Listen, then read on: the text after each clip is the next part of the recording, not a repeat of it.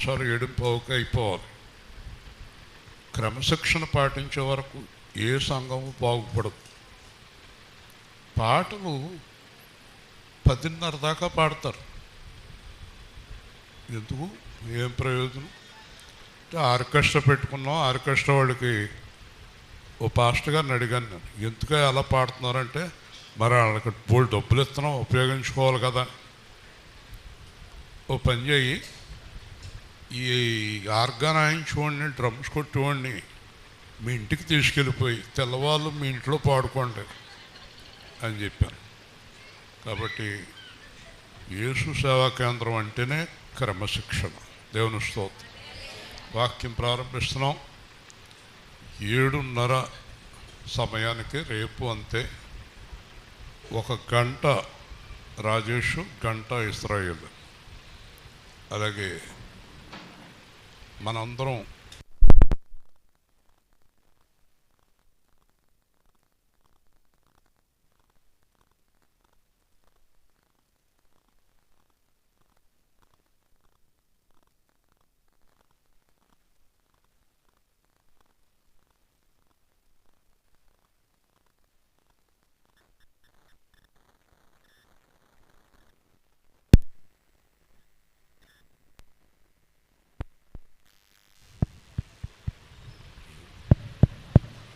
కాబట్టి క్రమశిక్షణ కరెక్ట్గా సమయానికి రాజేష్ ముగించాలి, సమయానికి వాక్యం అయిపోవాలి. రేపు అంతే సమయం పాటించాలి. అయితే దేవుడు కృపను బట్టి ఈరోజు ఉదయం కొంచెం గందరగోళంగా ఉంది. అనారోగ్యం వరకు వాడి శోధన ఉంది. 11 నుంచి శోధన ఉండదన్నారు. కరెక్ట్గా 11ంటికి అన్నీ ఆగినాయి. దేవుని స్తోత్రం. అంటే సిలువుకి వెళ్ళే ముందు కూడా ఇది అంధకార గడియ అన్నాడు యేసుప్రభు. ఆడికి అధికారం ఉంటుంది ఆ టైం వరకు, తర్వాత వదిలేస్తాడు. ఇదిగో ఇలా బ్యాగ్ కట్టుకుని వస్తారు. పొద్దున్న హాస్పిటల్లో ఉంది, బ్యాగ్ కట్టుకుని వస్తుంది. కాబట్టి అంధకార గడియ అది ఎవ్వరో, యేసుప్రభు కూడా తప్పించుకోలేదు దాన్ని. ఆయన సిలువేయబడ్డాడు. కాబట్టి ఉదయకాలం ముందు చెప్పిన మెసేజ్ చాలామంది స్పందించారు. దేవుని స్తోత్రం. అదే కావాలి మనకి. చక్కగా హృదయం అనే ద్వారం తెరవడం అనే మెసేజ్ విన్నారు. ఇప్పుడు ప్రార్థన చేసుకుందాం. వెంటనే రాజేష్కి అప్పచెప్తున్నాను. చక్కని మెసేజ్ వినండి, తర్వాత నేను మెసేజ్ ఇస్తాను. ప్రేమగల మా ప్రియ పరలోక తండ్రి, ఉదయకాలం ముందు ఉన్న శోధన అద్భుతంగా తప్పించినందుకు స్తోత్రాలు. ప్రభువా, మేము ఎంతవారము ఇంతలో కనబడి అంతలో మాయమయ్యేటటువంటి వారం. కాబట్టి నా తండ్రి, మీ దివ్యమైన కృప రాత్రికాలమందు మాకు అనుగ్రహించి మీ నామానికి మహిమ తెచ్చుకోమని, ఈ కార్యక్రమంలో సహకరిస్తున్న వారిని కూడా దీవించమని,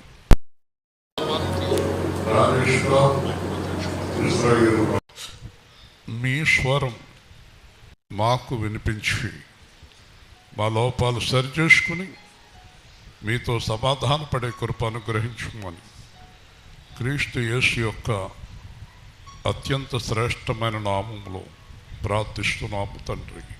ఆమె. రాజేష్ వచ్చి వాక్యం అందిస్తాడు. శ్రద్ధగా వినండి.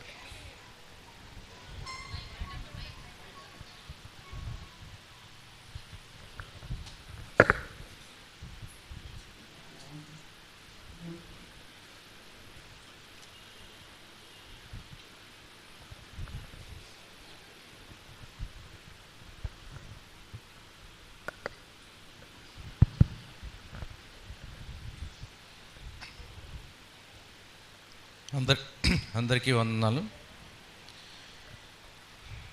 మనం వాక్యంలోకి వెళ్ళే ముందు మనం ఉదయం అంతా కూడా మన వాక్యం ఏమన్నామంటే, అంటే మనం అందరూ కూడా దేవుడి నుంచి దూరంగా ఉన్నాం. మనం అందరూ దేవుడికి దగ్గర అవ్వాలి.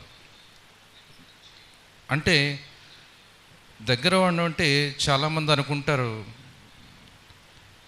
నేను బైబిల్ చదువుతున్నాను, ప్రార్థన చేస్తున్నాను, ఉపవాసం ఉంటున్నాను, ఇవన్నీ చేస్తున్నానంటే నేను దేవుడికి చాలా దగ్గరగా ఉన్నానని చాలామంది అనుకుంటారు.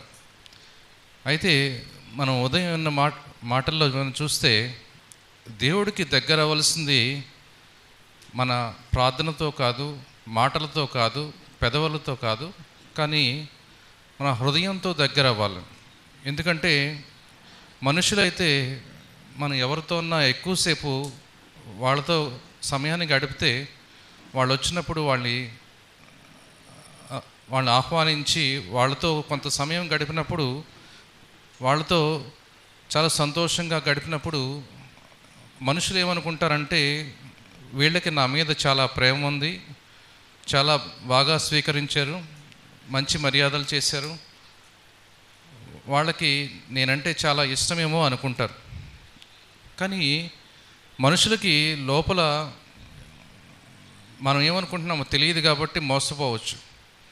అయితే దేవుడు హృదయాంతరంగాల్ని ఎరిగినవాడు కాబట్టి దేవుడు చూసేది పైకి మనిషి ఎలా ఉన్నాడు, ఏం చేస్తున్నాడు అని కాకుండా, మనిషి తన హృదయంలో ఏం ఆలోచిస్తున్నాడు, హృదయం ఎలా ఉంది, హృదయం అంతా దేనితో నిండుంది, అదే దేవుడు చూస్తాడు. కాబట్టి నేను ఈరోజు చెప్పాలనుకున్నది అదే. అయితే మనం బైబిల్ అంతా కూడా పాత నిబంధనతో మొదలయ్యి కొత్త నిబంధనలోకి వచ్చింది. అయితే పాత నిబంధనలో దేవుడి యొక్క ఉద్దేశం ఏంటంటే, మనిషి దేవుడిచ్చిన ధర్మశాస్త్రం ప్రకారం జీవించి, వాళ్ళు అలా జీవించినప్పుడు ఎవరైతే ధర్మశాస్త్రాన్ని పాటిస్తారో వాళ్ళందరికీ కూడా దేవుడు ఇహలోకంలో వాళ్ళకి కావాల్సిన ఆశీర్వాదాలు అన్నీ ఇచ్చాడు. ఆశీర్వాదం అంటే వారికి మంచి ఆరోగ్యము, చాలామంది సంతానము, వాళ్ళ సంతానం అంతా అభివృద్ధి చెందడము, ఫలించడము, చాలా గొర్రెలు ఉండడము, పశువులు, పొలాలు, పంటలు, ఇలా అన్ని విషయాల్లోని ఈ లోక సంబంధమైన విషయాల్లో వాళ్ళని చాలా బాగా ఆశీర్వదించాడు. ఎవరైతే దేవుడికి వ్యతిరేకంగా ఉన్నారో, ధర్మశాస్త్రాన్ని పాటించకుండా ఉన్నారో వాళ్ళందరినీ దేవుడు వాళ్ళ మీద దేవుడు ఆశీర్వాదం లేదు. అంటే వాళ్ళ పంటలు నష్టపోవడం, వాళ్ళ సంతానం ఇబ్బందులు పడడం, వాళ్ళు చనిపోవడం, రోగాలతో ఉండడం, ఇవన్నీ మనం చూసాం. అయితే పాత నిబంధనలో దేవుని యొక్క ఉద్దేశం ఏంటంటే, మన శరీరంతో పాపం చేయకూడదు. ధర్మశాస్త్రం అంతా కూడా శరీరానుసారంగా మనం ఏ పాపంలో ఉండకూడదని చెప్తుంది. అయితే దాని ప్రకారం జీవించిన వాళ్ళందరూ కూడా దేవుని ఆశీర్వాదం పొందుకున్నారు, బాగా జీవించారు. అయితే మరి ఇది పాత నిబంధన. పాత నిబంధన ఉద్దేశం నెరవేరిన తర్వాత అది పూర్తిగా నెరవేరలేదు. ఎందుకంటే ఏ మనిషి కూడా ధర్మశాస్త్ర ప్రకారం జీవించలేకపోయాడు. ధర్మశాస్త్రము సాధించలేని దాన్ని యేసుక్రీస్తు ద్వారా, తన కుమారుని ద్వారా ఈ లోకాన్ని పంపించి ఆ ధర్మశాస్త్రాన్ని కొట్టివేయడానికి రాలేదు, కానీ ధర్మశాస్త్రాన్ని నెరవేరుస్తూ ఇంకా ఒక స్థాయి పెంచడానికి వచ్చాడు. అంటే అప్పుడు కేవలం శరీరంతో మీరు చేసిన దానికి మీకు ఆశీర్వాదం కానీ లేదా శాపం కానీ వచ్చేవి.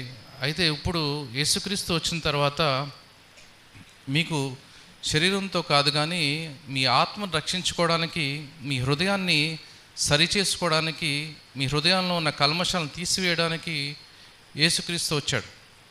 అయితే ఈ కొత్త నిబంధనలో మనం వచ్చామా అని మనం చూసుకోవాలి. ఎందుకంటే ఈరోజు కూడా చాలామంది క్రైస్తవంలో వచ్చిన వాళ్ళు మొదట వాళ్ళకేదో ఆస్తి నష్టం జరిగి ఆ నష్టాన్ని సరి చేసుకోవడానికి వచ్చి ఉండొచ్చు, లేదా ఒక అనారోగ్యంతో ఉండి ఎప్పటి నుంచో బాధపడుతున్న వాళ్ళు దేవుడి దగ్గరికి వస్తే, అంటే క్రైస్తవంలోకి మారితే వాళ్ళ అనారోగ్యం తగ్గిపోతుందని వచ్చి, తగ్గిన తర్వాత కొనసాగిన వాళ్ళు కొంతమంది ఉన్నారు, తగ్గిన తర్వాత మర్చిపోయి వెనక్కి వెళ్ళిపోయిన వాళ్ళు చాలామంది ఉన్నారు. అయితే మనం అందరం కూడా ఈ లోక సంబంధమైన విషయాల కోసం దేవుడిని నమ్ముతూ జీవిస్తూ ఉంటే మనం ఇంకా పాత నిబంధనలోనే ఉన్నట్టు. అంటే మన రోగం కోసమో, ఆస్తుల ఇబ్బందుల కోసమో, లేదా మీ పిల్లలు మీరు సంతోషంగా సమాధానంగా బ్రతకడం కోసం దేవుని దగ్గరికి మీరు వస్తూ దేవుణ్ణి అదే ప్రార్థిస్తూ దానికోసమే మీ సమయం, మీ ప్రార్థన అంతా దానివైపే ఉంటే కనుక మనం ఇంకా పాత నిబంధనలో ఉన్నట్టే. అంటే దేవుడిచ్చే ఆశీర్వాదాలు, అంటే ఈ లోక సంబంధమైన ఆశీర్వాదాల కోసం ఎదురు చూస్తూ ఉన్నాం, కానీ దేవుణ్ణి మనం కోరుకోవట్లేదు. ఉదయం చెప్పినట్టు దేవుడు ఇచ్చేదానిపైన మన ఆసక్తి ఉందా లేదా, అంటే దేవుడి మీద ఆసక్తి ఉందా అనేది మనం చూడాలి. అయితే పాత నిబంధనలో దేవుని యొక్క ఉద్దేశం ఏంటంటే ధర్మశాస్త్రం ప్రకారం జీవించడం అంతే. అయితే కొత్త నిబంధనలో దేవుని యొక్క ఉద్దేశం ఒకటి ఉంది. అది మనకి రోమా 8వ అధ్యాయం 29వ వచనం చెప్తున్నాడు. రోమా 8వ అధ్యాయం 29వ వచనం.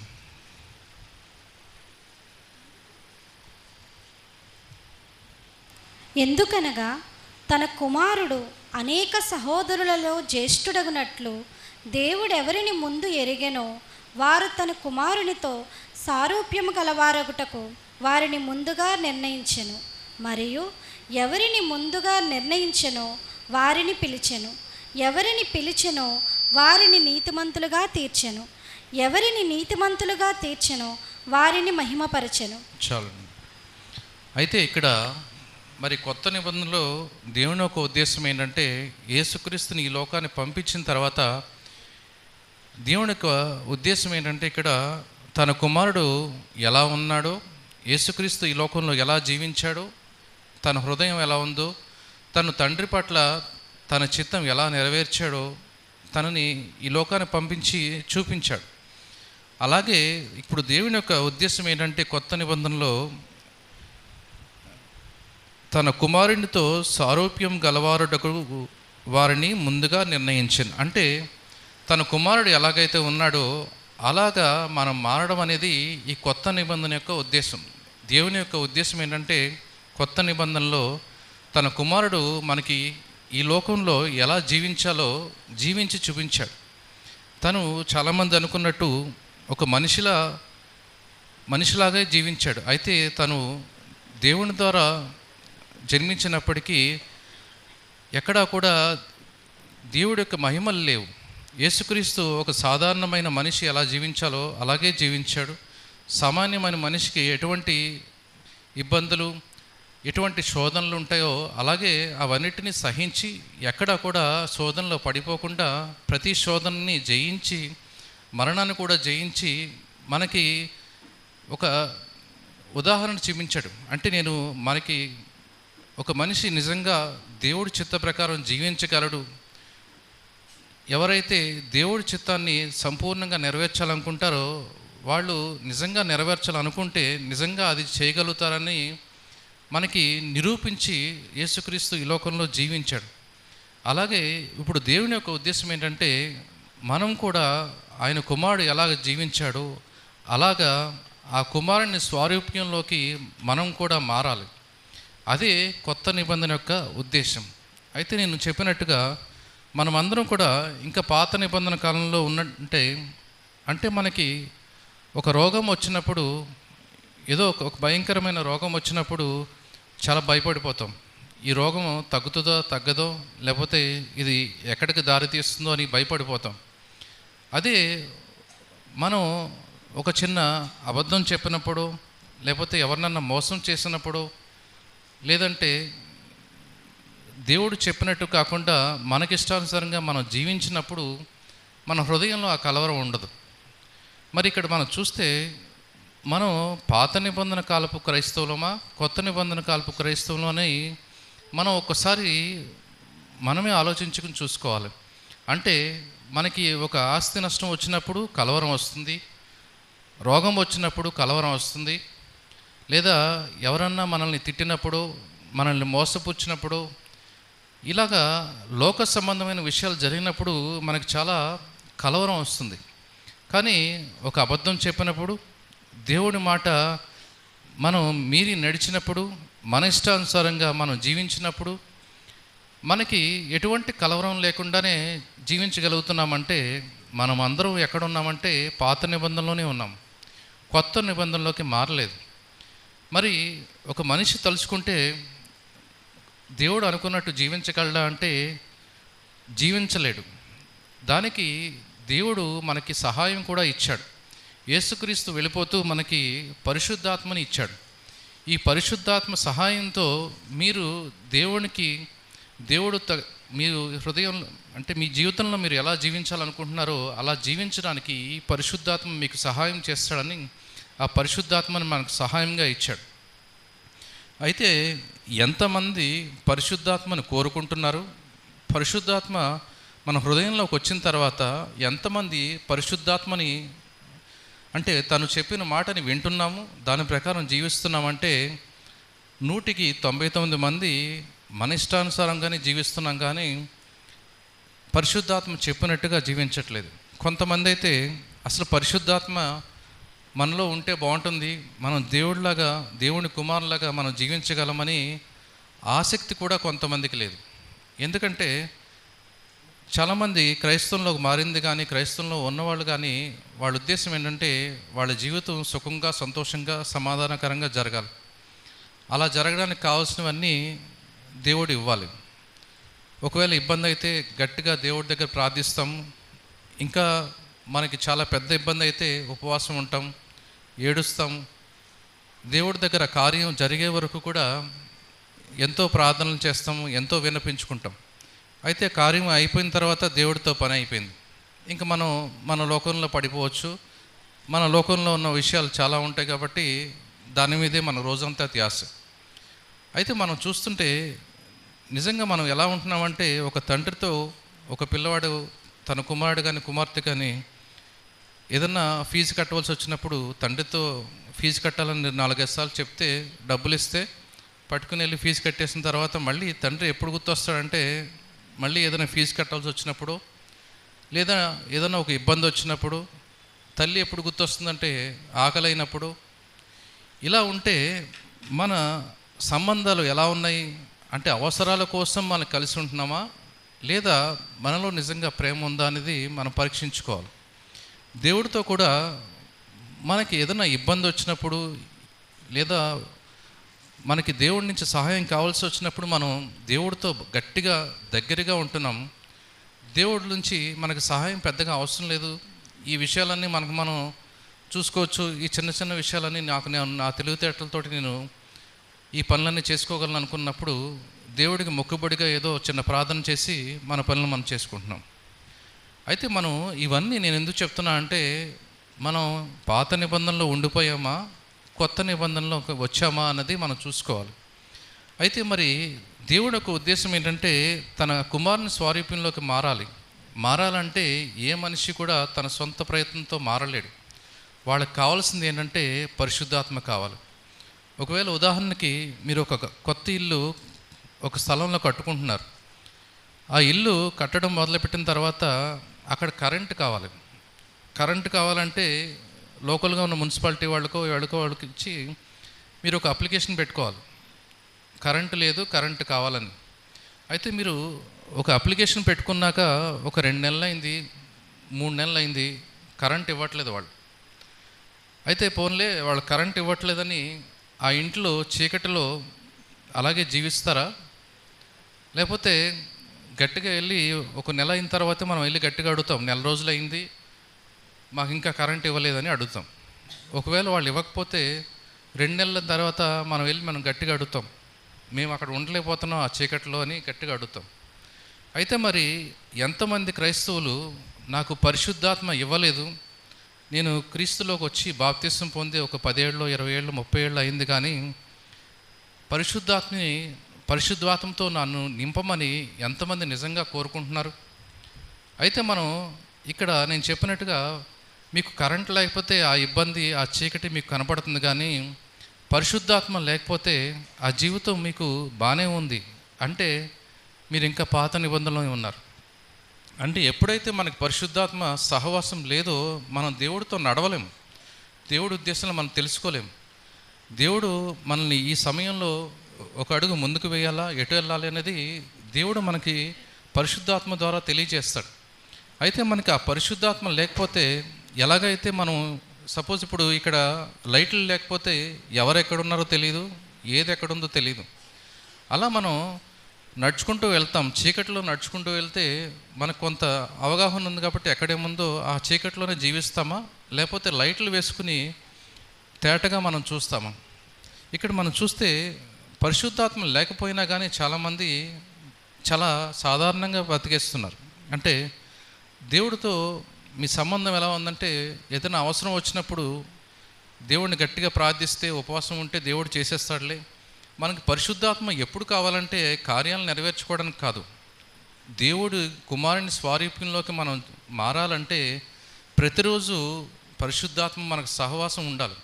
ప్రతి క్షణము మనం మాట్లాడే మాట కానీ చేసే పని కానీ అన్నిట్లోని మనం చేసేది సరైన దారిలో వెళ్తున్నామా, సరైన మాటలు మాట్లాడుతున్నామా, ఇవన్నీ మనకు తెలియాలంటే మనకి పరిశుద్ధాత్మ ఉండాలి.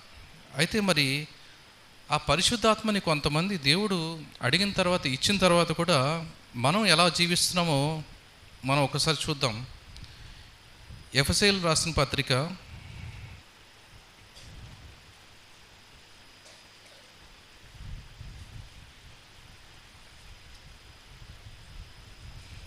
4వ అధ్యాయం 30వ వచనం.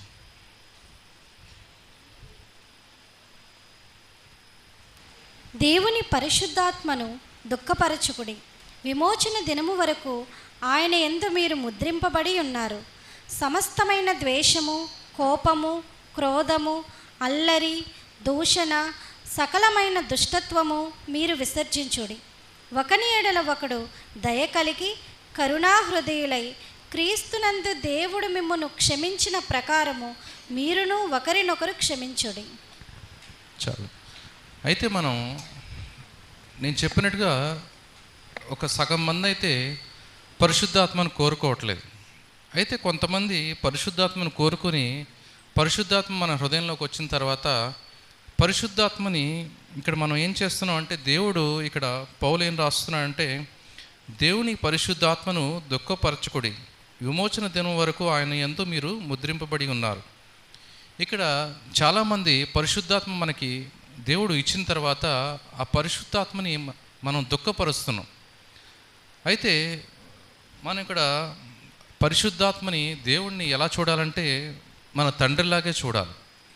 తండ్రి ఒకవేళ ఒక తల్లి కానీ తండ్రి కానీ తన కుమారుడు బాగా చదువుకోవడానికి వాళ్ళు ఎంతో కష్టపడి వాళ్ళు ఒకవేళ వాళ్ళు కూలి పని చేస్తూనో లేకపోతే కష్టపడి డబ్బులు సంపాదించి వాళ్ళు తినక ఆ సంపాదించిన డబ్బులు అంతా కూడా పిల్లలకి, ఒక కుమారుడికి ఫీజు కట్టడానికి వాడి అతనికి ఫీజు కట్టాడు అనుకుందాం. ఫీజు కట్టిన తర్వాత మరి ఆ కాలేజీకి వెళ్ళి చదువుకోకుండా తను చెడు తిరుగులు తిరిగి రకరకాల అలవాట్లు చేసుకుని సమయాన్ని వ్యర్థం చేసుకుని చదవకుండా ఉంటే తండ్రికి కోపం వస్తుంది, బాధ వస్తుంది. అయితే మనం తెలుసుకోవాల్సింది ఏంటంటే, ఇక్కడ మనకి కోపం కంటే కూడా ఆ పిల్లవాడి మీద బాధ ఎక్కువ వస్తుంది. ఎందుకు బాధపడతామంటే, ఆ తండ్రి ఎంతో కష్టపడి తన శ్రమనంతా పెట్టి తన కుమారుడు బాగుపడాలని, తన భవిష్యత్తు బాగుండాలని ఇవన్నీ చేసి తన ఫీజు కడుతున్నాడు. అయితే ఈ కుమారుడు చేసిన పనికి అతనికి చాలా బాధ వస్తుంది. ఎందుకంటే ఇంత కష్టపడి చేస్తుంటే సరే డబ్బులు పోతే పోయింది కానీ తను చదువు లేదు, రేపొద్దున ఎలా బ్రతకగలడు అని చాలా బాధపడతాడు. అయితే మన పరలోకపు తండ్రి ఇంకా ఎక్కువ బాధపడతాడు. ఇక్కడ చాలామంది అనుకుంటారు, నేను జాగ్పూనం గారు చెప్పిన ఒక మాట నాకు చాలా బాగా నచ్చింది. ఆ మాట ఏంటంటే, పాత నిబంధనలో మనం అందరూ కూడా దేవుడికి భయపడ్డారంట. ఎందుకు భయపడ్డారంటే, దేవుడికి వ్యతిరేకంగా ఎవరైనా నడిస్తే వాడిని దేవుడు శపిస్తాడు, చంపేస్తాడు, లేదా వాళ్ళకి రోగాలు వస్తాయి, నష్టం వస్తుంది అని పాత నిబంధన కాలంలో దేవుడు మనల్ని ఏదైనా మనకి హాని చేస్తాడేమో అని చాలా భయపడి గజగజ వణుకుతూ బతికారు. అయితే కొత్త నిబంధనలు మనం చూస్తే కనుక ప్రజలందరూ కూడా ఇక్కడ ఏం చేస్తున్నారంటే దేవుడు మనకు అంతకుముందు దేవుడు మనం అందరూ దాసులుగానే తెలుసు. కానీ యేసుక్రీస్తు వచ్చిన తర్వాత దేవుడు మనకి తండ్రికి కుమారుడికి మధ్య సంబంధం ఎలా ఉంటుందంటే, తండ్రి ఇప్పుడు మనం దారి తప్పిపోతుంటే మన మీద కోప్పడ్డు కానీ బాధపడతాడు. ఇక్కడ వాక్యం అదే చెప్తుంది. మనకిచ్చిన పరిశుద్ధాత్మని మీరు దుఃఖపరచకండి. పరిశుద్ధాత్మ ఒక మాట మనకి చెప్పినప్పుడు, మీరు ఒకవేళ ఒక అతనికి తాగుడు అలవాటు ఉంది, తాగొద్దు అని చెప్తుంది, నువ్వు చేసే పని మంచిది కాదు అని చెప్తుంది. కానీ ఆ పరిశుద్ధాత్మ చెప్పిన మాటను పక్కకు తోసి తాగడానికి వెళ్ళినప్పుడు పరిశుద్ధాత్మ కానీ దేవుడు కానీ మనల్ని హాని చేయడానికి చూడడం, మనల్ని శపించడానికి దేవుడు చూడట్లేదు. కానీ దేవుడు ఏం చేస్తున్నాడంటే ఎంతో బాధపడుతున్నాడు. ఎందుకు బాధపడుతున్నాడంటే, నేను ఎంతో కష్టపడి నా కుమారుడిని కూడా ఈ లోకాన్ని పంపించి సిలువ వేసి ఈ పాపాన్ని తొలగించాను, మళ్ళీ పాపంలో పడుతున్నాడే, ఈ పాపం చేస్తూ ఈ క్షణకాలమైన ఈ ఆనందం కోసం పరలోక రాజ్యాన్ని కోల్పోతున్నాడే, నాతో సహవాసాన్ని కోల్పోతున్నాడే, నేను ఇంత కష్టపడి రక్షణ ఇచ్చిన వాడిని మళ్ళీ ఆ రక్షణ కోల్పోయి మళ్ళీ పాత జీవితంలోకి వెళ్ళిపోతున్నాడే అని బాధపడుతున్నారు. ఇక్కడ మనకు వాక్యం ఏం చెప్తుందంటే, దేవుని పరిశుద్ధాత్మని బాధపరచకండి. అంటే మనం అందరూ కూడా దేవుణ్ణి బాధపరచకూడదు. దేవుడు ఎప్పుడు బాధపడతాడంటే, మనం దేవుడు చెప్పినట్టుగా నడుచుకోకపోతే బాధపడతాడు. ఎందుకంటే మనం అందరం కూడా ఒక మాట గుర్తుంచుకోవాలి, మనం మోసం చేసినా, అబద్ధం ఆడినా, లేకపోతే తప్పుదారులు నడిచినా దేవుడు మనకి హాని చేస్తాడనే భయంతో మీరు సరైన మార్గంలో నడుస్తుంటే అది కరెక్ట్ కాదు. దేవుడిని మనం బాధపరచకూడదు. మన మాటలతోటి, మన చేతలతోటి, మన ఉద్దేశాలతోటి దేవుణ్ణి బాధపరచకూడదు. మనం అలా చేస్తే దేవుణ్ణి బాధపరుచిన వాడిని అవుతామని అది మానేసినప్పుడు మీరు అది మానడానికి కారణం ప్రేమ అవుతుంది. ఇంతకుముందు మీరు అది మానేయడానికి కారణం భయం అవుతుంది. అయితే దేవుడు మనకి తండ్రిని ఎప్పుడు కూడా ఘనపరచాలంటే మనమందరూ కూడా దేవుడు చెప్పినట్టుగా నడుచుకోవాలి. అలా నడుచుకున్నప్పుడు మనం దేవునికి ఘనపరిచిన వాడు అవుతాం. నిజంగా మనం దేవుని కుమారులుగా మనం ప్రవర్తిస్తాం, కుమార్తెలుగా మనం ప్రవర్తిస్తాం. ఎందుకంటే ఇప్పుడు మనం కేవలం దేవుణ్ణి ఏదైనా అవసరాలు ఉంటే ఆ అవసరాలు తీర్చుకోవడానికి దేవుడు ఉన్నాడు అని మనం అనుకోవడం వేరు. దేవుడితో సహవాసం కలిగి ఒక తండ్రి కుమార్తెలతో సహవాసం ఎలా ఉంటుందో అలాంటి ఒక సంబంధానికి మనం రావాలి. అలా రావాలంటే మనం పరిశుద్ధాత్మ ద్వారా మనకి దేవుడు ఏం తెలియజేస్తున్నాడో దాని ప్రకారం మనం జీవించడానికి మనం ప్రయత్నించాలి. ఎందుకంటే ఒక తండ్రి ఒకవేళ ఎవరైనా ఒక అబ్బాయి సిగరెట్ కాలుస్తున్నాడు, ఒకవేళ తన తండ్రి వస్తాడేమో భయంతో సిగరెట్ కాల్చడం మానేస్తున్నాడా, లేదా ఒకవేళ ఇంత మంచి తండ్రికి నా తండ్రికి సమాజంలో మంచి పేరు ఉంది, ఒకవేళ అతని కుమారుడు అని తెలిసి అతని కుమారుడు ఇలాంటి పనులు చేస్తున్నాడని తెలిస్తే నా తండ్రికి అవమానం కలుగుతుందని సిగరెట్ కాల్చడం మానేస్తున్నాడని రెండిట్లో చాలా తేడా ఉంటుంది. అయితే భయంతో చేసింది ఆ తండ్రి ఉన్నంతవరకే, ఆ తండ్రి కనుచూపుల మేరలో ఉన్నంతవరకే అతను జాగ్రత్తగా ఉంటాడు. అతని మీద నిజంగా ప్రేమ ఉంటే కనుక ఎప్పుడూ ఆ పని చేయడు. కాబట్టి మనం అందరూ కూడా ధర్మశాస్త్రాన్ని పాటించడం దేవుడు మనల్ని శిక్షిస్తాడని కాదు, దేవుడిని మనం ఘనపరచడానికి దేవుడు తన కుమారుని కూడా పంపించాడు. దేవుడు తన వైపు నుంచి చేయవలసిన అంతా కూడా తను ముగించాడు. సిలువలో యేసుక్రీస్తు అంటాడు సమాప్తమైనదని, అంటే ప్రతి శోధనని తను జయించి చూపించాడు. మీరు కూడా అది జయించగలరు. అయితే అవన్నీ జయించడానికి కావాల్సింది ఏంటంటే మనకి పరిశుద్ధాత్మ సహాయం కావాలి, దేవుడు సహాయం కావాలి. ఇక్కడ దేవుడు ఏం చెప్తున్నా అంటే మీకు కావాల్సిన ప్రతి సహాయం దేవుడు అందిస్తాడు. కానీ మనం చేయవలసిందల్లా ఏంటంటే ఆ పరిశుద్ధాత్మ చెప్పిన మాటలను వినాలి. ఎందుకు వినాలంటే భయంతో కాదు, అది ఒక ప్రేమతో వినాలి. ఆ ప్రేమతో మనం ఉన్నప్పుడు మన సంబంధం ప్రేమతో కలిసి ఉంటుంది. ఇక్కడ కొరందీలు చెప్పినట్టు మీరు అన్ని పనులు చేసినప్పటికీ, అంటే మీరు ప్రార్థనలు కానీ ఉపవాసాలు కానీ లేదంటే ఎవరికైనా సహాయం కానీ ఇవన్నీ చేస్తున్నా మంచిదే, కానీ చివరికి మీరు మీ శరీరాన్ని కోసిచ్చినా కూడా మీరు అది ప్రేమతో చేయకపోతే అదంతా వ్యర్థమే అంటాడు. కాబట్టి మనం ఏ ఉద్దేశంతో చేస్తున్నాం అన్నది ముఖ్యం. దేవుని మీద భయంతో చేయడం కాదు, కానీ దేవుని మీద ప్రేమతో చేయడం ముఖ్యం. కాబట్టి మనం దేవుని పరిశుద్ధాత్మని ఎవరు కూడా దుఃఖపరచకూడదు. అలా దుఃఖపరచకూడదంటే మనకి ఇక్కడ దేవుని వాక్యం ఏం చెప్తుందంటే మనం ఎలా ఉండాలంటే, ఇక్కడ చెప్పినట్టుగా సమస్తమైన ద్వేషము, కోపము, క్రోధము, అల్లరి, దూషణ, సకలమైన దుష్టత్వం మీరు విసర్జించాలి. కాబట్టి ఈ లోకంలో ఉన్నట్టు, ఈ లోకస్తులు ఉన్నట్టు మనం కూడా, అంటే చాలామందికి దేవుడు అంటే భయం లేదు. ఇక్కడ భయం లేదు, ప్రేమ లేదు. అయితే ఏ ఒక్కటి లేకపోయినా కూడా ఎవరికి ఇష్టం వచ్చినట్టు వాళ్ళు బ్రతుకుతారు. ఒకప్పుడు దేవుడు అంటే భయం ఉండేది కొంతమందికి. ఇప్పుడు యేసుక్రీస్తు వచ్చిన తర్వాత ఇతను చాలా ప్రేమామయుడు, కరుణామయుడు అని చెప్పి ఎన్నిసార్లు తప్పులు చేసినా దేవుడు క్షమిస్తాడని కొంతమంది ఆ భ్రమలో ఉండి తప్పులు చేస్తూనే ఉన్నారు. అయితే ఇంతకుముందు తప్పు చేస్తే వెంటనే శిక్ష వచ్చేసేది. అయితే ఇప్పుడు శిక్షలు రావట్లేదు కాబట్టి మనం యథావిధిగా మన ఇష్టం వచ్చినట్టు ఉండొచ్చని కొంతమంది ఉన్నారు. అయితే ఇక్కడ యేసుక్రీస్తు వచ్చిన తర్వాత ఎవరైతే కొత్త నిబంధనలోకి వచ్చారో వాళ్ళందరూ చివరి క్షణం వరకు, చివరి మరణం వరకు కూడా యేసుక్రీస్తు మనకి అవకాశం ఇస్తాడు. చివరి వరకు కూడా మరణానికి అవకాశం ఇస్తాడు. కానీ ఒక్కసారి మరణించిన తర్వాత ఇంకా అవకాశం ఉండదు. ఇంత ప్రేమామయుడు, కరుణామయుడైనా కానీ తన స్వభావానికి విరుద్ధంగా ఏది చేయలేడని చెప్తున్నాడు. కాబట్టి మీరు మిమ్మల్ని నరకంలోకి లేదా పాతాళంలోకి తోయకుండా దేవుడు మిమ్మల్ని కాపాడు. ఇక్కడ ఎంతోమంది పాత నిబంధనలో ఉన్నట్టు వాళ్ళందరూ దేవుడి దగ్గరికి రోగానికో లేకపోతే ఏదో ఒక కార్యం జరగడానికో వచ్చి ఆ కార్యం జరిగిన తర్వాత మర్చిపోయారు. మరి ఇప్పుడు వాళ్ళందరూ ఎక్కడున్నారంటే, అందులో చాలామంది గొప్ప గొప్ప రోగాలను తగ్గించుకున్న వాళ్ళు, గొప్ప కార్యాలను జరిగించుకున్న వాళ్ళందరూ కూడా ఈరోజు నరకంలో ఉండుంటారు. ఎందుకంటే వాళ్ళు మారు మనసు పొందలేదు. వాళ్ళందరూ ఇహలోకంలో వాళ్ళకి కావాల్సిన పనులు నెరవేర్చుకోవడానికి దేవుడి దగ్గరకు వచ్చారు.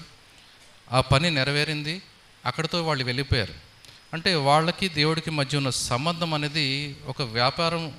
అంటే ఒక షాప్కి వెళ్తాం, అక్కడ ఒక వస్తువును కొనుక్కుంటాం, మనకు కొంత డబ్బులు ఇచ్చి ఆ వస్తువును కొనుక్కుంటాం.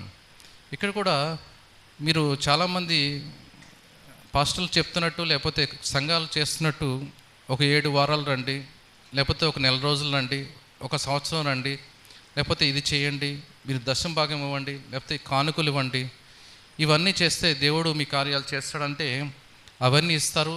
దేవుడి కార్యం అయిపోతుంది. అయిపోయిన తర్వాత అక్కడితో వాళ్ళ సంబంధం, దేవుడికున్న సంబంధం అయిపోతుంది. అంటే దేవుడు ఒక వ్యాపారవేత్త కాదు. మీ దగ్గర దేవుడు మీరిచ్చే ధనం కోసమో దేనికోసమో ఎదురు చూసేవాడు కాదు. మీ దగ్గర దేవుడు కోరుకునేది ఏంటంటే మీ హృదయం కోరుకుంటున్నాడు. మీ హృదయంలో స్థానం కోరుకుంటున్నాడు. మీ హృదయంలో మీ స్థానం లేకుండా మీరు ఎన్ని చేసినా అది వ్యర్థమే. ఇక్కడ నేను చెప్పాలనుకున్నది ఏంటంటే, మనం కేవలం ఈ కార్యాలను నెరవేర్చుకోవడానికో రోగం తగ్గించుకోవడానికో దేవుడి దగ్గరికి వచ్చి దాంతో సంతృప్తి పడితే మాత్రం మనం పరలోక రాజ్యం చేరం. అయితే పరలోక రాజ్యం చేరడం అనేది రెండో పని. నేను చెప్పినట్టుగా ప్రతి క్రైస్తవుడి యొక్క ఉద్దేశము పరలోక రాజ్యం చేరడం కాదు. మొదటి ఉద్దేశం ఏంటంటే, ఇక్కడ దేవుని వాక్యం చెప్పినట్టు తన కుమారుని స్వారూప్యంలోకి మారడం. అంటే ఒక క్రైస్తవుడిగా ఒక వ్యక్తి మారినప్పుడు, ఒకవేళ ఒక 40 ఏళ్ళు ఒక వ్యక్తి జీవించాడు, అతని గురించి తన చుట్టుపక్కల ఉన్న వాళ్ళందరికీ తెలుసు. 40 ఏళ్ళ తర్వాత బాప్తిసం పొందాడు, తర్వాత ఒక 20 ఏళ్ళు జీవించాడు. మరి ఎవరన్నా తన స్నేహితులు కానీ చుట్టుపక్కల ఉన్న వాళ్ళు కానీ ఎటువంటి తేడా గమనించలేకపోతే, క్రైస్తవుడు అంటే ఏంటి, మతం మార్చుకున్నాడు అంతే, కానీ స్వభావం మార్చుకోలేదు, తన హృదయం మారలేదు.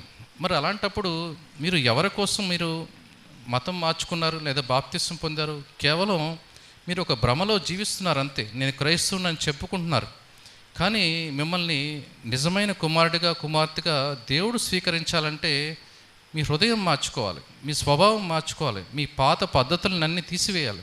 అంటే ఒక వ్యక్తి చనిపోయి మళ్ళీ తిరిగి లేచినప్పుడు ఎంత, ఒక చిన్న పిల్లవాడు పుట్టిన వెంటనే తన హృదయంలో ఎటువంటి కల్మషం లేనట్టు ఎలా ఉన్నాడో అలాగ మనం మళ్ళీ జన్మించాలి.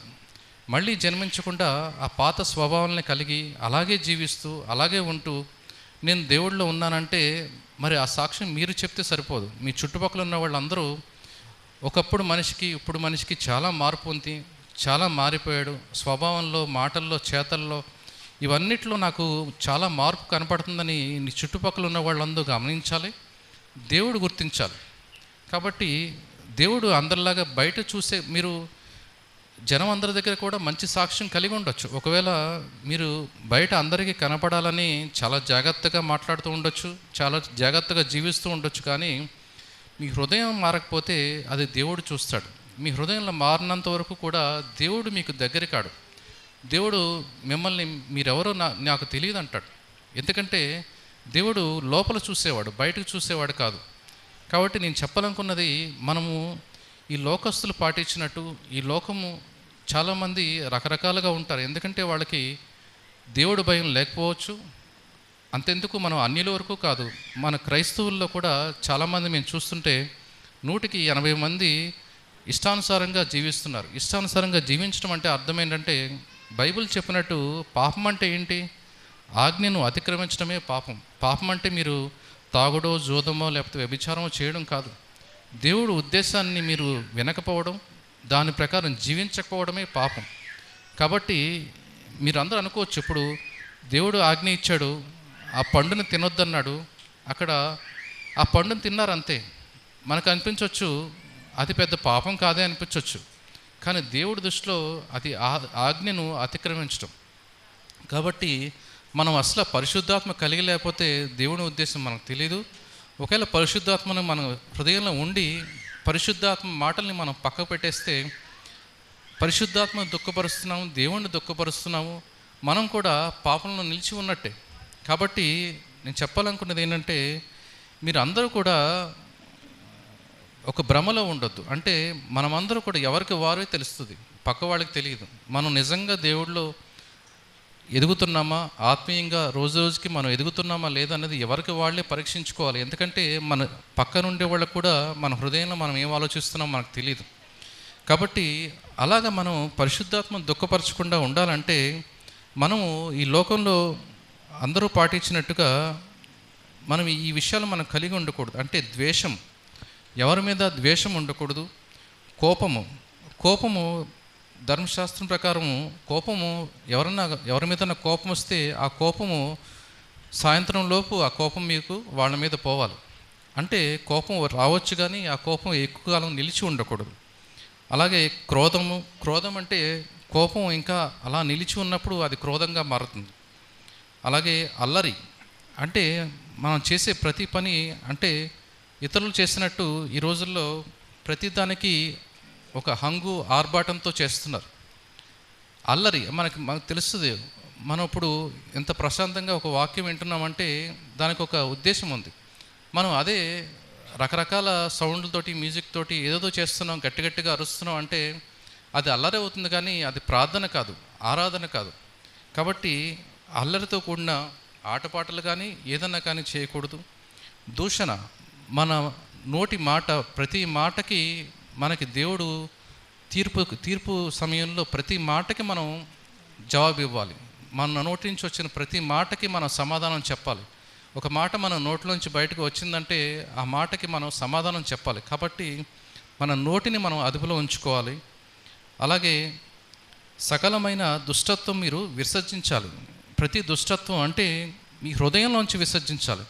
అంటే మన హృదయాన్ని నీట్గా ఉంచుకున్నప్పుడు, ఒకవేళ ఒక గ్లాస్ ఉంది, ఒక గ్లాసులో మట్టి, రకరకాల దుమ్ము ఉన్నప్పుడు దాంట్లో నీళ్లు పోసినప్పుడు ఆ మట్టి దాంట్లో కలుస్తుంది. మనం ఏం చేయాలంటే గ్లాసును శుభ్రంగా లోపల కడిగినప్పుడు దాంట్లో నీళ్లు పోస్తే ఆ మట్టి దానికి అంటుకోదు, ఎందుకంటే దాని లోపల మట్టి లేదు కాబట్టి. అలాగే మనం లోపల నుంచి ఎప్పుడైతే శుద్ధి చేసుకుంటామో మన మాటలు ఆటోమేటిక్గా మంచి మాటలే వస్తాయి బయటికి. ఇంకో చోట ఉదాహరణ చెప్పినట్టుగా, మనం ఒకవేళ ఆ గ్లాసులో లేదా ఒక బాటిల్లో చేదు నీళ్ళు నింపామనుకోండి, మనం ఎంత గట్టిగా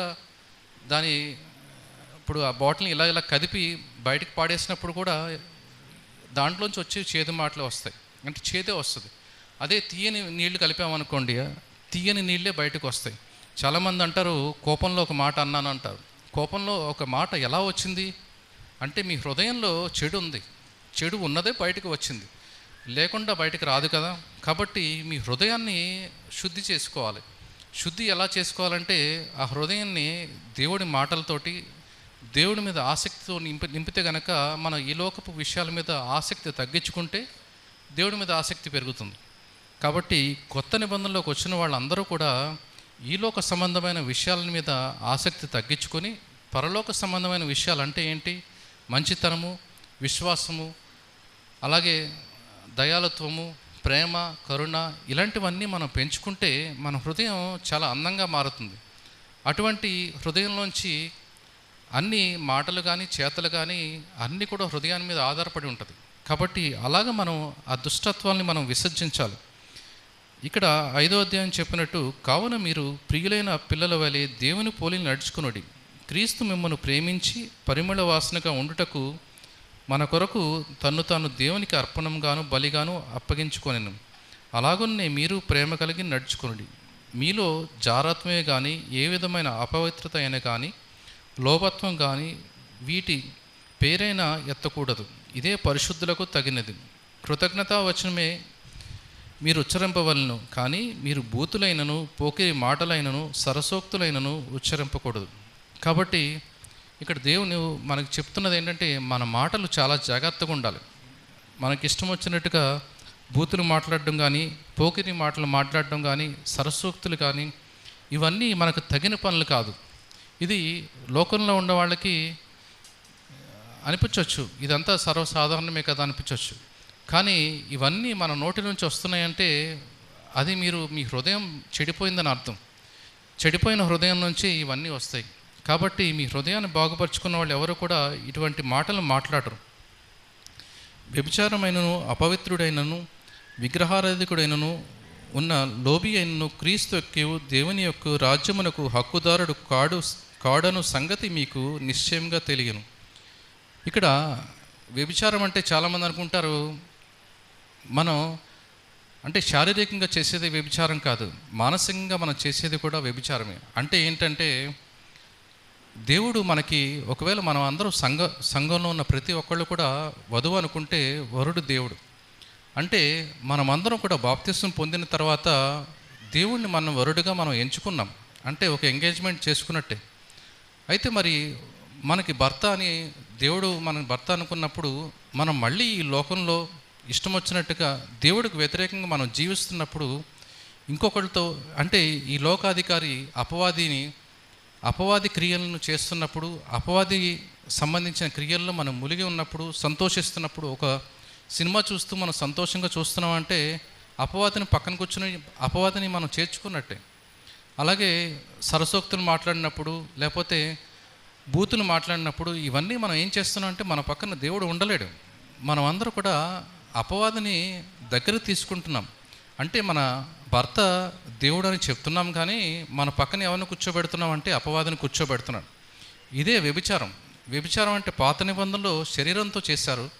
ఇప్పుడు కొత్త నిబంధనలోకి వచ్చిన వాళ్ళు వ్యభిచారం అంటే అర్థం ఏంటంటే మనం దేవుడిని నమ్మిన తర్వాత, దేవుడు మన వరుడు అని మనం ఒప్పుకున్న తర్వాత ఈ లోకంలో ఉన్న వాళ్ళని లోకం వైపు తిరిగి చూసి దాన్ని సంతోషిస్తున్నామంటే అది మనం వ్యభిచారం చేస్తున్నట్టే. కాబట్టి బైబిల్లో ఉన్న ప్రతిదీ కూడా మీరు అందరూ తెలుసుకోవాల్సింది మనం ఇంకా శరీరానికి సంబంధించినవి చేయడం కాదు. మన కొత్త నిబంధనలోకి వచ్చిన తర్వాత మన మాటలు కానీ చేతలు కానీ మన హృదయం కానీ ఆత్మ కానీ మనం ఎంత పరిశుద్ధంగా ఉంచుకుంటున్నాం అనేది ముఖ్యం. మన బాహ్యంగా మన సాక్ష్యం బాగుండొచ్చు, కానీ అది దేవుడికి కొంతవరకు మంచిదే. మీరు బాహ్యంగా మీ సాక్ష్యాన్ని కాపాడుకుంటున్నారు అంటే ఎటువంటి బూతులు మాట్లాడకుండా చెడ్డ పనులు చేయకుండా మీ శరీరాన్ని అదుపులో పెట్టుకుంటున్నారు, కానీ మీ హృదయాన్ని అదుపులో పెట్టుకోకపోతే మాత్రం దేవుడు చెప్పినట్టుగా మీరు ఇంకా కొత్త నిబంధనలకు రానట్టే. కాబట్టి అటువంటి క్రియల్లో ఉన్నవాళ్ళు ఎవరు కూడా దేవుని రాజ్యానికి అర్హులు కారు. ఇక్కడ మీరు అనుకోవచ్చు నేను వ్యభిచారం చేయట్లేదని, కానీ మనం ఇప్పుడు చెప్పినట్టుగా మన ఈ లోకంలో ఉన్న వాళ్ళని లోకపు మాటల్ని చేతల్ని వాళ్ళతో పాటు మనం ఉంటున్నప్పుడు మనం వ్యభిచారం చేస్తున్నట్టే. కానీ అలా చేసేవాళ్ళు ఎవరు దేవుడు రాజ్యానికి అర్హుడు కాదని చెప్తున్నాడు. వ్యర్థమైన మాటల వలన ఎవడునూ మిమ్మల్ని మోసపరచనీయకుడి. ఇట్టి క్రియల వలన దేవుని ఉగ్రత అవిధేయులమైన వారి మీదకి వచ్చును గనుక మీరు అట్టివారిలో పాలువారే ఉండకుడి. మీరు పూర్వమందు చీకటి అయి ఉంటిరి, ఇప్పుడైతే ప్రభువునందు వెలుగై ఉన్నారు. వెలుగు ఫలము సమస్త విధములైన మంచితనము, నీతి, సత్యమును వాటిలో కనబడుచున్నవి. కనుక ప్రభువుకి ఏది ప్రీతికరమైనదో దాన్ని పరీక్షించుచు వెలుగు సంబంధుల వలె నడుచుకొనుడి. నిష్ఫలమైన అంధకార క్రియలలో పాలివారు ఉండక వాటిని ఖండించుడి. ఏలైనగా అట్టి క్రియలు చేయవారు రహస్యమందు జరిగించు పనులను గూర్చి మాట్లాడుటైనను అవమానకరమై ఉన్నది. కాబట్టి మనం వెలుగు సంబంధులం కాబట్టి మనమందరూ కూడా వెలుగు సంబంధులుగా జీవించాలి. అయితే మనం ఎవరన్నా చూస్తున్నారా, ఎవరైనా ఉన్నారా, ఎవరైనా ఉంటే ఒకలాగా, ఎవరైనా లేకపోతే ఒకలాగా ఉండకూడదు. దేవుడికి ప్రతిదీ ఏది మరుగై లేదు. దేవుడు వెలుగై ఉన్నాడు కాబట్టి మనం చేసే ప్రతి పని కూడా దేవుడికి కనబడుతూ ఉంటుంది. కాబట్టి మనం అందరూ చేసే ప్రతి పని, ఒకవేళ మీరు ఒక పని చేశారు, ఆ పని ముందు ఇంకొకటి ముందు చెప్పాలంటే మీరు సిగ్గుపడుతున్నారు, అవమానకరంగా భావిస్తున్నారంటే మీరు ఒక తప్పు చేసినట్టే. కాబట్టి వెలుగు సంబంధాలు ఎలా ఉండాలంటే, మీరు ఒక మనిషి ఉన్నాడా లేదా, ఎవరన్నా గమనిస్తున్నారా లేదా అని కాకుండా మీరు ఎప్పుడూ ఒకలాగే ఉండాలి, వెలుగు సంబంధాలుగా ఉండాలి. మీలో రహస్యం ఏది ఉండకూడదు.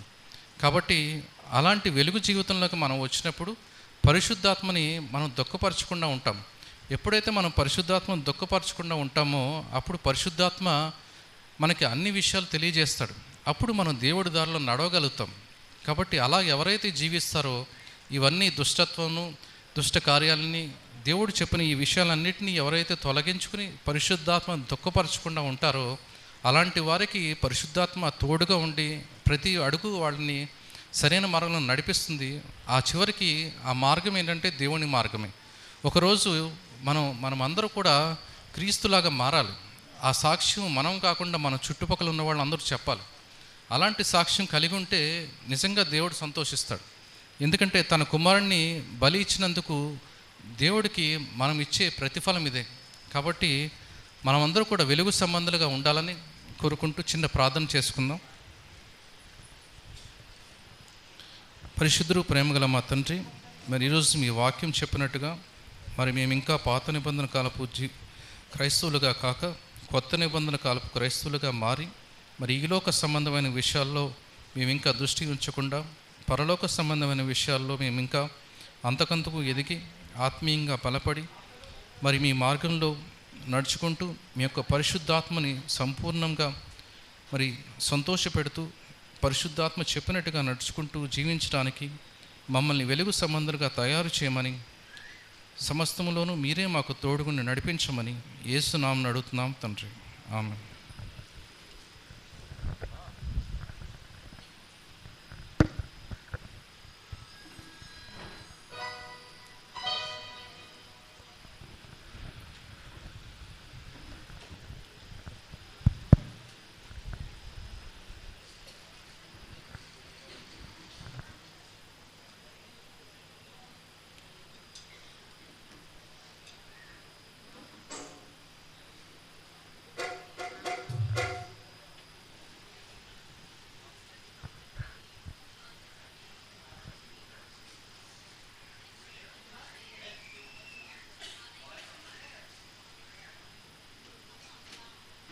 హల్లెలూయా. స్థిరపరచువాడవు, బలపరచువాడవు, పడిపోయిన చోటే నిలబెట్టువాడవు, ఘనపరచువాడవు, హెచ్చించువాడవు,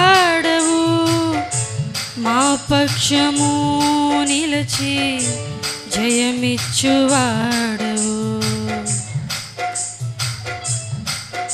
ఏమైనా చేయగలవు, కథ మొత్తం మార్చగలవు, నీ నామముకే మహిమంతా తెచ్చుకొందు. ఏమైనా చేయగలవు, కథ మొత్తం మార్చగలవు, నీ నామముకే మహిమంతా తెచ్చుకొందు. యేసయ్యా, యేసయ్యా, నీకే నీకే సాధ్యము.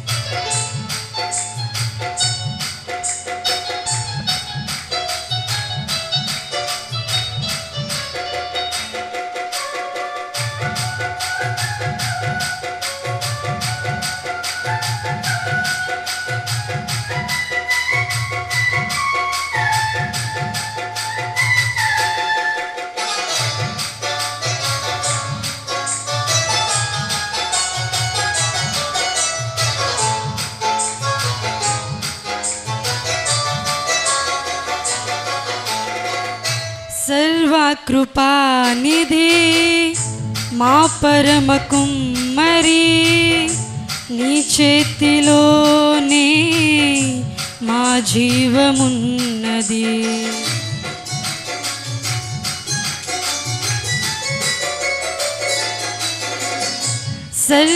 సర్వకృపానిధి మా పరమ కుమ్మరి, నీ చేతిలోనే మా జీవమున్నది. మా దేవా నీ ఆలోచనలన్నీ ఎంతో గొప్పవి, మా ఊహకు మించిన కార్యములెన్నో జరిగించుచున్నవి. మా దేవా నీ ఆలోచనలన్నీ ఎంతో గొప్పవి, మా ఊహకు మించిన కార్యములెన్నో జరిగించుచున్నవి. ఏమైనా చేయగలవు, కథ మొత్తం మార్చగలవు. నీ నామముకే మహిమంతా తెచ్చుకొందు. ఏమైనా చేయగలవు, కథ మొత్తం మార్చగలవు. నీ నామముకే మహిమంతా తెచ్చుకొందు. యేసయ్యా యేసయ్యా, నీకే నీకే సాధ్యము. యేసయ్యా యేసయ్యా, నీకే నీకే సాధ్యము.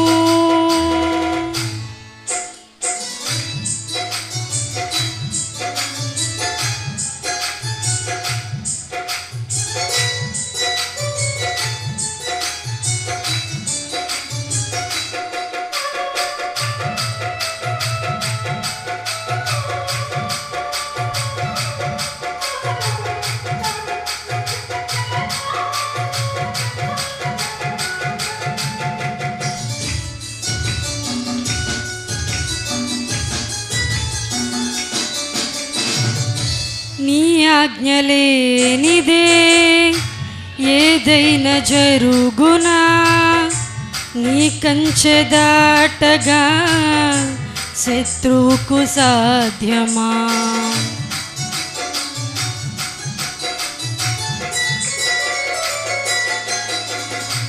నీ ఆజ్ఞలేనిదే ఏదైనా జరుగునా, నీ కంచె దాటగా శత్రువుకు సాధ్యము. మా దేవా నీవే మా తోడుంటే అంతే చాలును. అపవాది తలచిన కీడులన్నీ మేలైపోవును. మా దేవా నీవే మా తోడుంటే అంతే చాలును. అపవాది తలచిన కీడులన్నీ మేలైపోవును. ఏమైనా చేయగలవు, కథ మొత్తం మార్చగలవు. నీ నామముకే మహిమంతా తెచ్చుకొందు.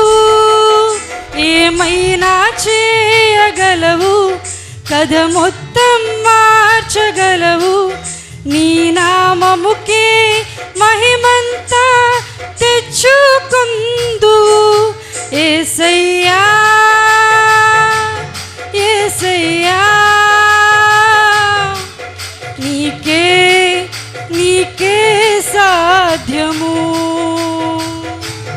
యేసయ్యా యేసయ్యా, నీకే నీకే సాధ్యము. హల్లెలూయా. దేవుని యొక్క విశిష్టమైన శ్రేష్టమైన నామంలో చక్కగా ఈ మొదటి రాత్రి ముగింపులోకి వస్తున్నాం. దేవుని వాక్యము ఆది యందు ఉంది, ఎప్పుడు ఉంది, ఎప్పుడు ఉంటుంది. దేవుని వాక్యం గురించి యేసు ప్రభు మాటల్లో మనం చూసినప్పుడు భూమి ఆకాశము గతించిన కానీ నా మాటలు గతించవు. ఈ రోజున దేవుడి వాక్యం సంఘాల్లో కరువైంది. దేవుడి వాక్యం ఎవరికి అక్కర్లేదు.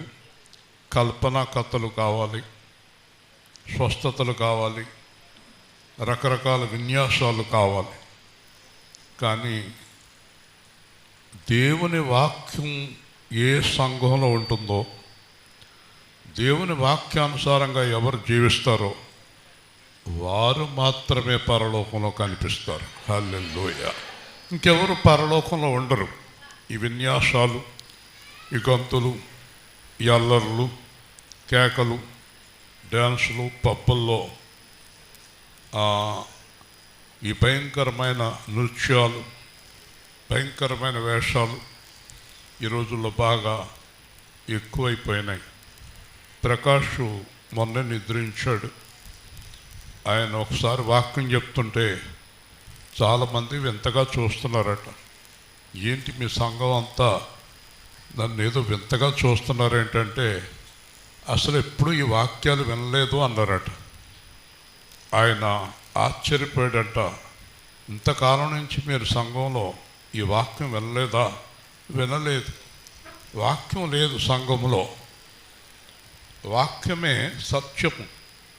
అలాగే ఇక్కడ సహోదరులు వచ్చారు, శ్రీనివాస్ గారు, ప్రభాకర్ గారు, వీరందరూ ఇష్టపడి వాక్యం కోసం నన్ను పిలుస్తూ ఉంటారు.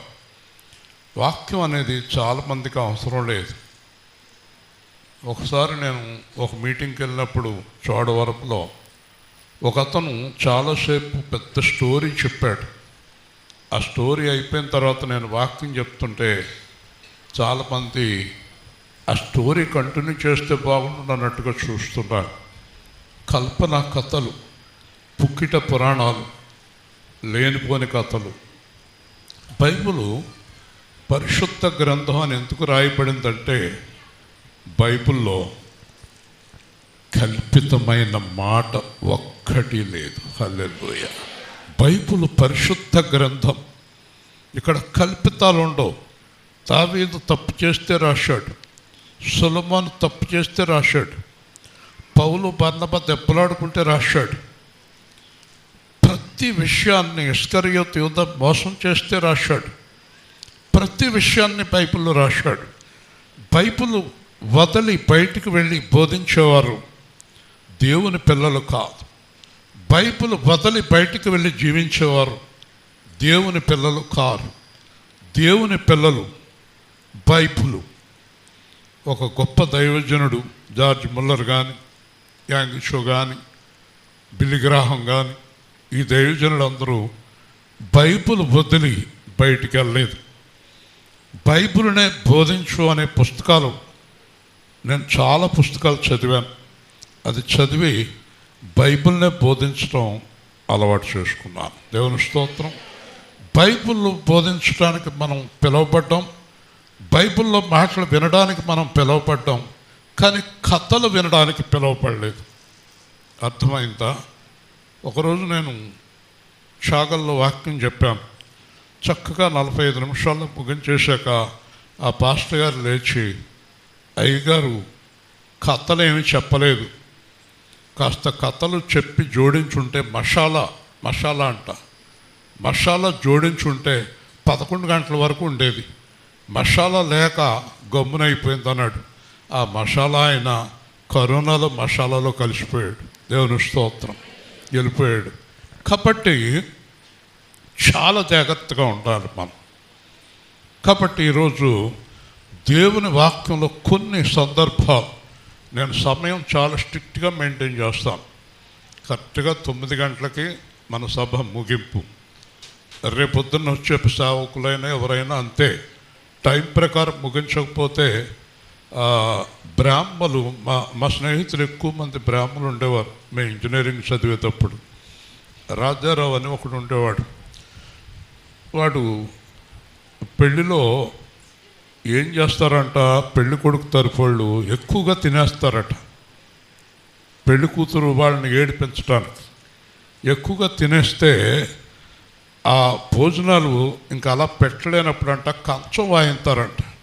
కంచం మీద కర్ర పెట్టి టప్ టప్ టప్ టప్ టప్ అని కొడితే ఇంకా భోజనాలు అయిపోయినాయి అని అర్థం అంట. అంచేత ఎవరైనా సేవకుడు ఎక్కువ టైం అయితే మీరు తప్పట్లు కొట్టేయండి, ఆయన ముగించేస్తాడు. ఎక్కువ తప్పట్లు కొట్టేస్తే అదొక ప్రమాదం, చాలా బాగుందనుకుని ఇంకా ఎక్కువ చెప్పేస్తాడు. దేవుని స్తోత్రం. కాబట్టి క్లుప్తంగా దేవుని వాక్యాన్ని విందాం. మార్కు సువార్త 8వ అధ్యాయం 22 నుంచి 26 వరకు జాగ్రత్తగా హృదయంలో వాక్యాన్ని భద్రం చేసుకోండి. అంతలో వారు బేత్సయిదాకు వచ్చిరి. అప్పుడు అక్కడి వారు ఆయన యొద్దకు ఒక గ్రుడ్డివాని తోడుకొని వచ్చి వాని ముట్టవలనని ఆయనను వేడుకొనిరి. ఆయన ఆ గ్రుడ్డివాని చెయ్యి పట్టుకుని ఊరి వెలుపలికి తోడుకుని పోయి వాని కన్నుల మీద ఉమ్మివేసి వాని మీద చేతులుంచి నీకేమైనాను కనబడుచున్నదా అని వానిని అడుగగా వాడు కన్నులెత్తి మనుషులు నాకు కనబడుచున్నారు.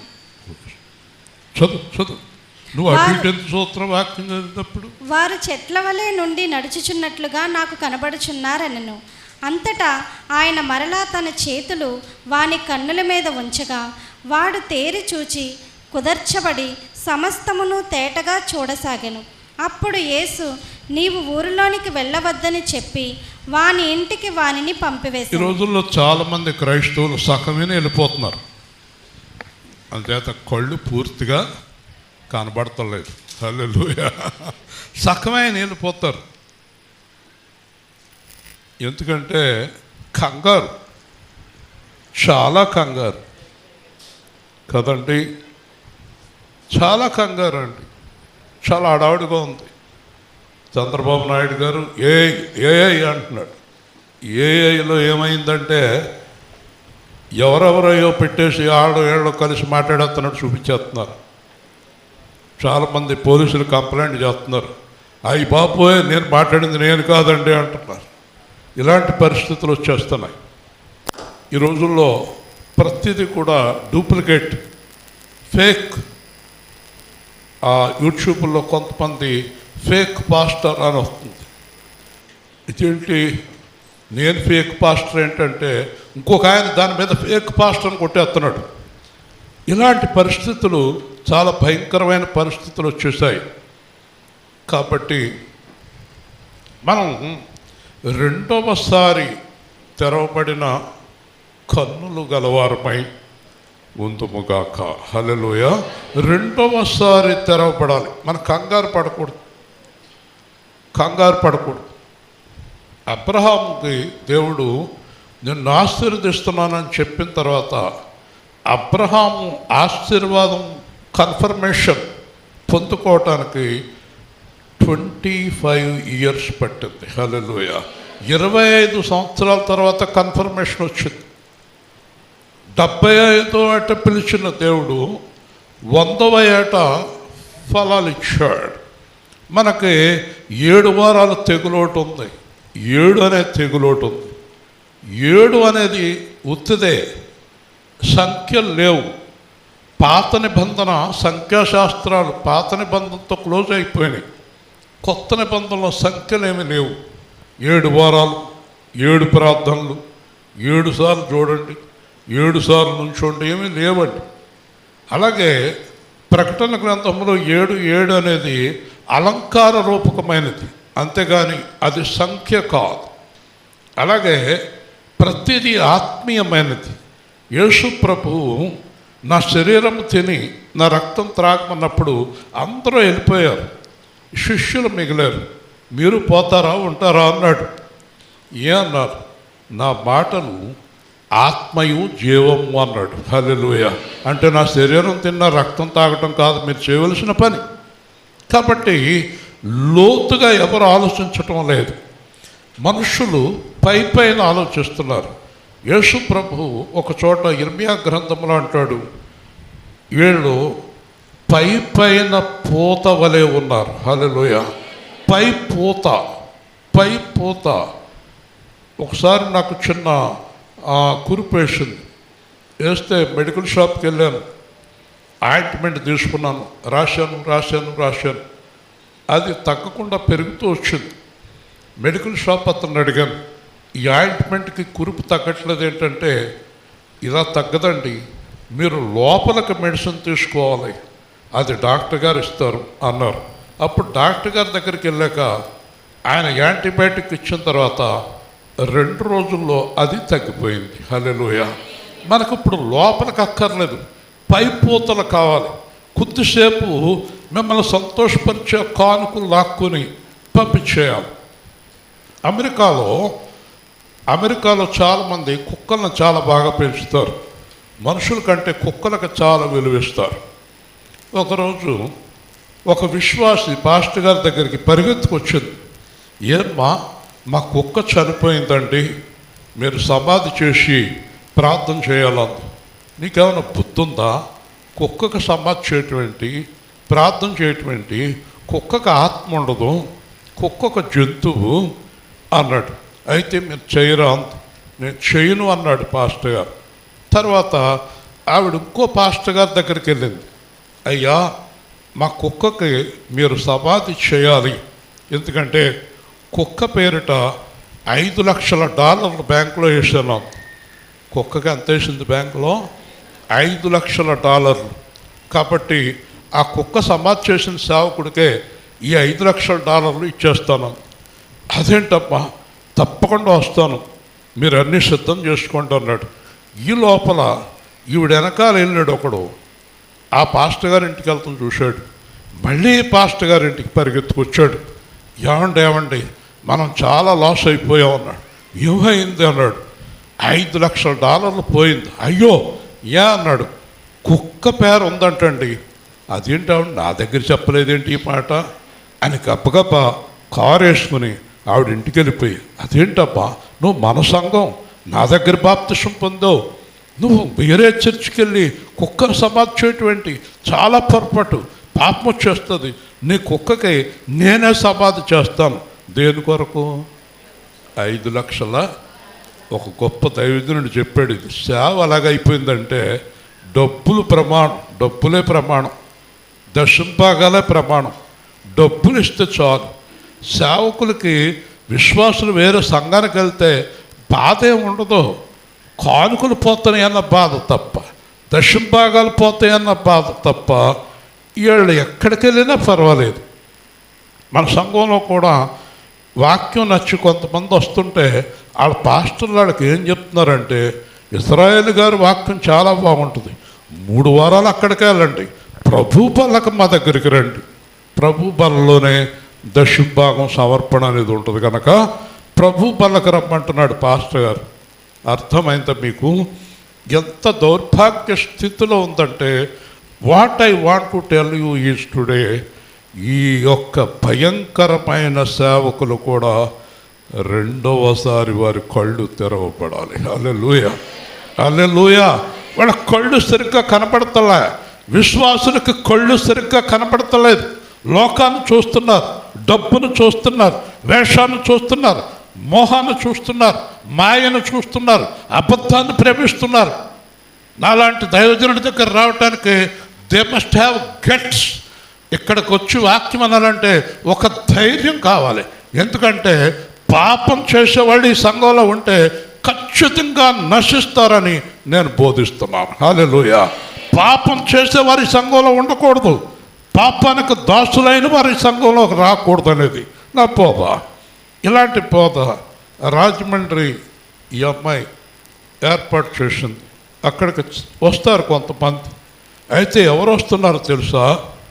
రాజమండ్రి సంఘంలోకి వచ్చేవారు ఎవరో తెలుసా?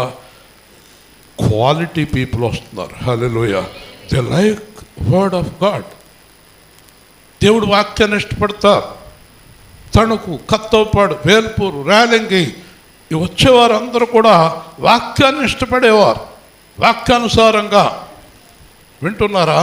ఈరోజు మన సహోదరులు వచ్చింది కూడా వాక్యం కొరకు.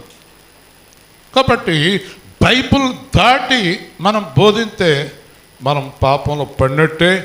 కాబట్టి ఇక్కడ మొట్టమొదట గుడ్డి వారిని ముట్టవలనని వేడుకొనిరి, గుడ్డివారిని ముట్టవనుడని వేడుకొనిరి కదండి.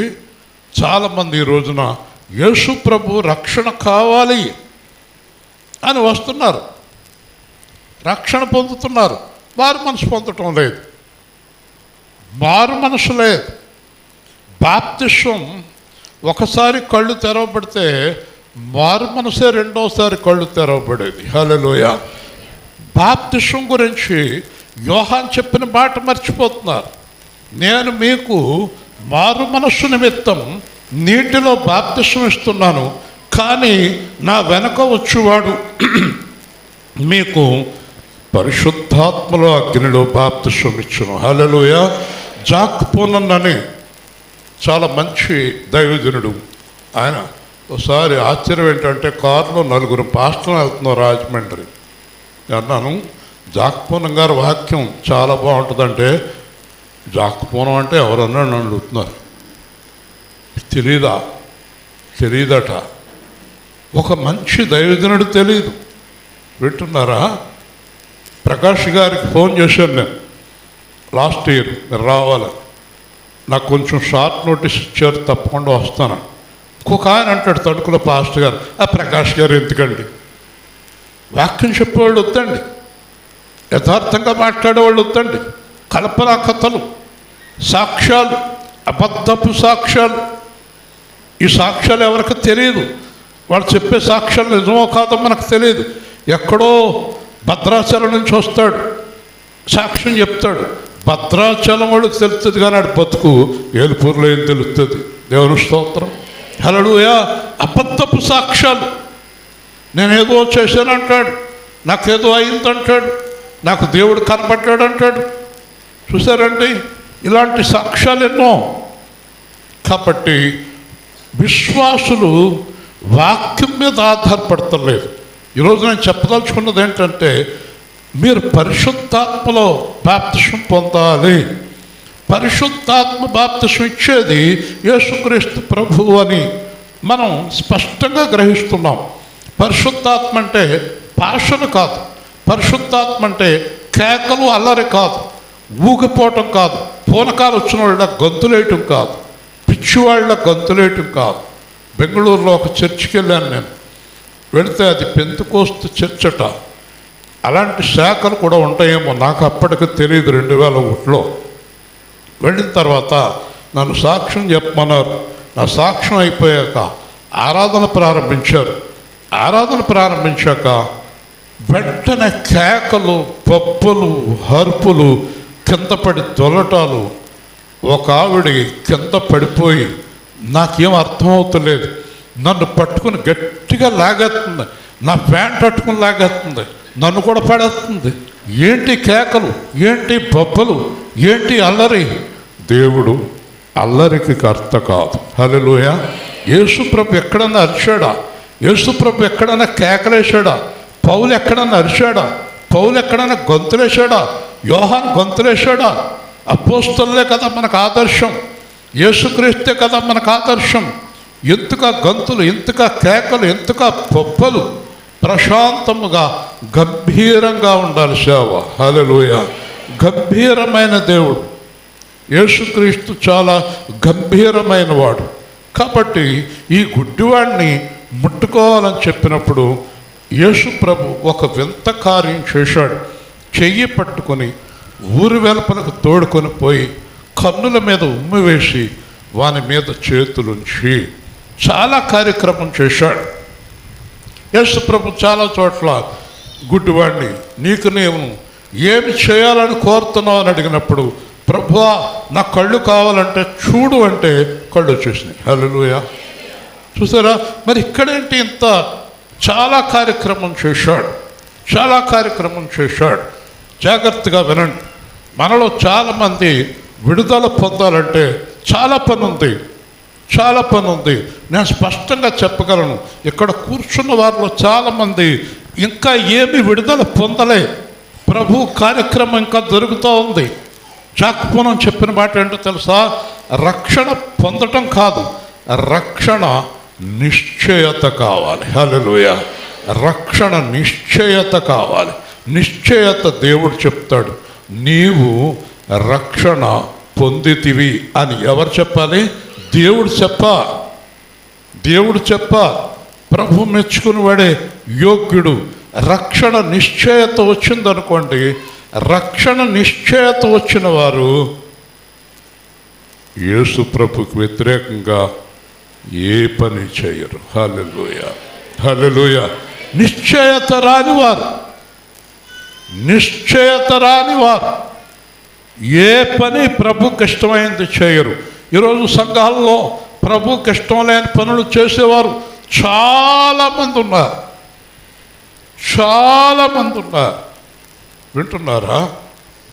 వింటున్నారా? ఇక్కడ చాలా పని పడింది దేవుడికి.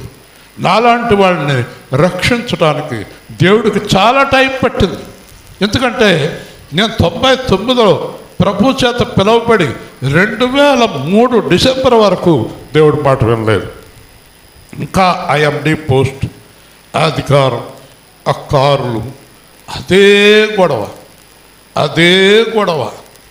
ఎప్పుడు చూద్దామన్నా నా హృదయం అక్కడే, ఆ సినిమా రంగంలో, ఆ కంపెనీల మీద, ఆ రాజకీయాల మీద ఎప్పుడు చూద్దామన్నా నా హృదయం అక్కడే ఉండేది. ఎందుకంటే బలిపీఠం మీద నుంచి యథార్థంగా చెప్తున్నా, 2003 డిసెంబర్ వరకు నా హృదయం యేసు ప్రభుతో లేదు. హల్లెలూయా. ఎప్పుడు ఆ ఉద్యోగం, ఆ గొప్పలు, ఆ విమానాలు, ఆ డబ్బులు, ఇదే గొడవ. కాబట్టి యేసు ప్రభు నాలాంటి వాడి కోసం చాలా కష్టపడాల్సి వచ్చింది. ఇక్కడ తీసుకెళ్ళి ఊరి వెలుపలకు తోడుకొని పోయి వాని కన్నుల మీద ఉమ్మి వేసి చేతులుంచి నీకేమైనా కనబడుచున్నదా? హల్లెలూయా చెప్పండి, గట్టిగా చెప్పండి. ఇది దేనికి సాదృశ్యమో తెలుసా? యేసు ప్రభులోకి వచ్చి యేసు ప్రభుని వెంబడించని వారికి సాదృశ్యం. హల్లెలూయా. చాలామంది ప్రభులోకి వచ్చారు, they are not following Jesus. వాళ్ళ హృదయం లోకం మీద ఉంది, వాళ్ళ హృదయం డబ్బు మీద ఉంది, వాళ్ళ హృదయం చర్చిల మీద ఉంది, వాళ్ళ హృదయం పాస్టర్ల మీద ఉంది, వాళ్ళ హృదయం లోకములో ఉండే అసహ్యమైన వాటిపైన ఉంది. లోకములో ఉండే అసహ్యమైన వాటిపైన. చిన్న మాట, 2 కొరింథీ 3వ అధ్యాయం, నేను ఇంకా 10 నిమిషాల్లో ముగించేస్తున్నాను చేస్తున్నాను. 2 కొరింథీ 3వ అధ్యాయం. ఈ మాట నేను చెప్పినప్పుడు చాలా ఆశ్చర్యపోయారు. ఇదేంటండి, బైబిల్లో మాట కదా నేను చెప్తున్నాను, బైబిల్లో మాట చెప్తున్నాను. 14వ వచనం చదువుపా. మరియు 2 కొరింథీ 3 160వ పేజీ, త్వరగా చూడండి. 14వ వచనం.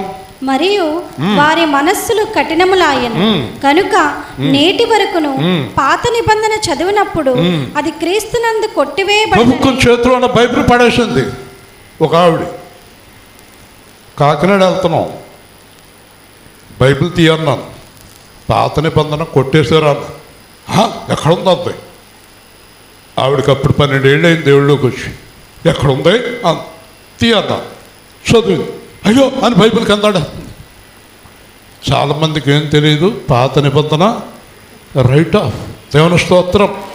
పాత నిబంధన కొట్టివేయబడినని, అది క్రీస్తునందు కొట్టివేయబడినని వారికి తేటపరచబడక ఆ ముసిగే నిలిచి. అంటే కళ్ళు తెరిచాడు కానీ పూర్తిగా తెరవబడలేదు, ముసుగులో ఉన్న ముసుగు.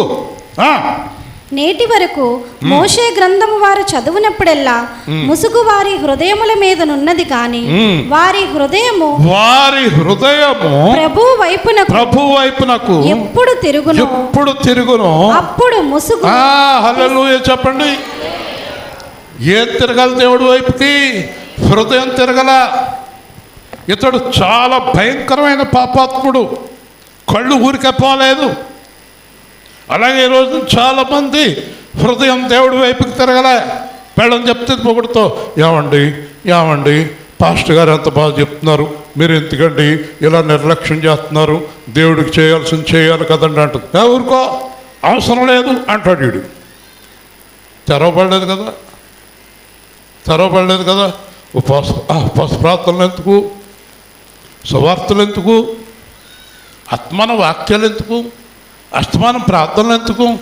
ఏమండి హైదరాబాద్ వెళ్తున్నాం కదండి, పాస్టర్ గారి చేత మన ప్రార్థన దేవుడు ఏంటా?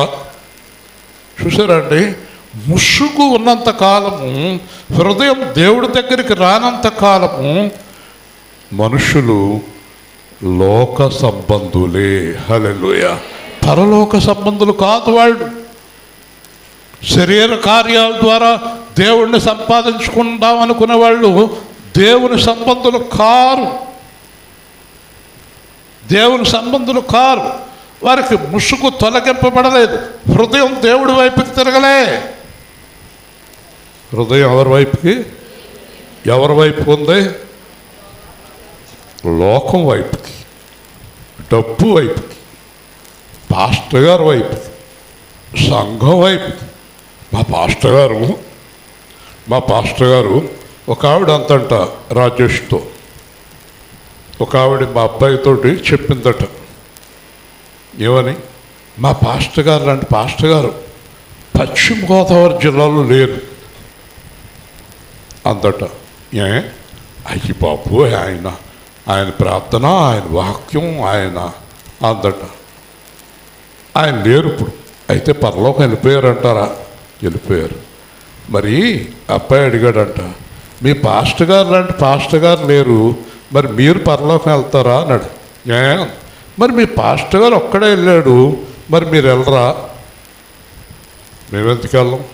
మరి మీ పాస్టర్ గారు అంత గొప్ప ఆవిడ కాదనుకో, నువ్వు వెళ్ళవు కదా అన్నాడట. అప్పటి నుంచి మా పాస్టర్ గారు గొప్ప అని చెప్తూ మానేసి దేవుని స్తోత్రం. హల్లెలూయా. అంటే ఎందుకే పాస్టర్ గారు ఒక్కరే వెళ్ళాలా పరలోకం, సంఘం వెళ్ళరా? అదేనా గొర్రెలు మేపమంటే అదేనా? మీరు ఎప్పుడు కూడా జీవితంలో మా పాస్టర్ గారు అంత గొప్పోడు లేడని అనకండి. ఎందుకో తెలుసా? అది చాలా ప్రమాదకరం. హల్లెలూయా చెప్పండి, గట్టిగా చెప్పండి. పాస్టర్లు పొగడకండి, సంఘాలను పొగడకండి. కొంతమంది అంటారు మా సంఘమే గొప్పది. ఏ విధంగా గొప్పది నీ సంఘం? చెప్పి ఏ విధంగా సంఘం గొప్పది కదా? మీరు చెప్పండి. సంఘము గొప్పది అయితే సంఘంలో ఉన్నవారు అందరూ పరలోకం వెళ్తారా? చెప్పాలి. గొప్పది అనే బిరుదు ఎలాగెత్తున్నావు నువ్వు? మా సంఘం గొప్పది అంటానికి గల కారణం ఏంటి అంటే నీ కళ్ళు తెరవబడలేదు. హల్లెలూయా, హల్లెలూయా. నువ్వు మనుష్యుల విషయాల మీద మనస్సు ఉంచుతున్నావు, లోక సంబంధమైన విషయాల మీద మనస్సు ఉంచుతున్నావు. దూరంగా తీసుకెళ్ళాడు, మూసాడు, కళ్ళు మీద రాశాడు. అంటే చాలా పని చేశాడు. యేసు ప్రభు అంత పని చేయాలా? ఒక్క మాట చాలు, ఒక్క మాట చాలు. ఎందుకంటే భూమి కలుగునుగాక, ఆకాశము కలుగునుగాక. అందరూ దేవుని స్తోత్రం చెప్పాలి. అయిపోయిందా? ఒరే తెరకటి కూర్చో. భూమి కలుగునుగాక, ఆకాశం కలుగునుగాక, కన్నులు తెరవబడునుగాక. అంటే తెరవబడవా? సుజాత గారు ఊపుతున్నారు, తెరవబడితే. నిజంగా ఇక్కడ పూర్తిగా కన్నులు తెరవబడిన వాడు కుడి చేయొద్దండి. ఏంటనుకుంటున్నారు మాటలు? కన్నులు పూర్తిగా తెరవబడిన వారు ఏం చెప్తారు తెలుసా? బ్రతుకుట సావైతే దేవుని స్తోత్రం. ఆడు తెరవబడిన వారు. జీవించుచున్నది నేను కాదు, నాలో క్రీస్తు జీవిస్తున్నాడు. హల్లెలూయా చెప్పండి. హల్లెలూయా. నాలో క్రీస్తు జీవిస్తున్నాడు. జీవించుచున్నది నేను కా. ఎలీషా అంటున్నాడు గెహాజీతో, పొలములు, తోటలు, బంగారం, వెండి సంపాదించుకున్నటకు ఇది సమయమా అన్నాడు. హల్లెలూయా, హల్లెలూయా. వింటున్నారా? ఇప్పుడు ఈరోజు మీరు ఇంటికి వెళ్ళిపోయేటప్పుడు కళ్ళు తెరవబడిన వారెవరు, కళ్ళు తెరవబడని వారెవరు? గ్రహించాలి. నా కళ్ళు తెరవబడినయ్యా, నా కళ్ళు తెరవబడినయ్యా. ఈ కళ్ళు తెరవబడిన వ్యక్తి యేసు ప్రభు ఇంత కార్యక్రమం చేశాక, ఇన్ని సంవత్సరాలు అయ్యాక, ఎన్నాళ్ళు అయిపోయాక ఒక ఆవిడ అంటుంది, నేను సీనియర్ విశ్వాసనే అంటుంది. ఆవిడకి సపరేట్గా కుర్చీ వేయాలి, ఎందుకంటే సంఘం మొదటి నుంచి ఉంది ఆవిడ, కానీ ఆవిడకి ఏం తెలదు. ఇంకొక ఆయన అంటాడు, మా సీనియర్ పాస్టర్ గారు, ఆయనకేం తెలదు. సీనియర్ పాస్టర్ ఏంటి? సీనియర్ పాస్టర్ ఏంటంటే బైబిల్లో కొంతమంది ప్రవక్తలు ఒక్కొక్క పేజీయే రాశారు. అర్థమైందా? యోధా రాసిన పత్రిక, నహూం రాసిన పత్రికలు ఇవన్నీ చూస్తే ఒక్కొక్క పేజీ కానీ అద్భుతంగా రాశారు. హల్లెలూయా. ఎవరు సీనియరు? ఇదేమైనా కంపెనీ ఏంటి శ్రీనివాస్ గారు లాగా? సీనియర్ జూనియరు కదండి. దేవుళ్ళు సీనియర్ జూనియర్ అని ఉండరండి.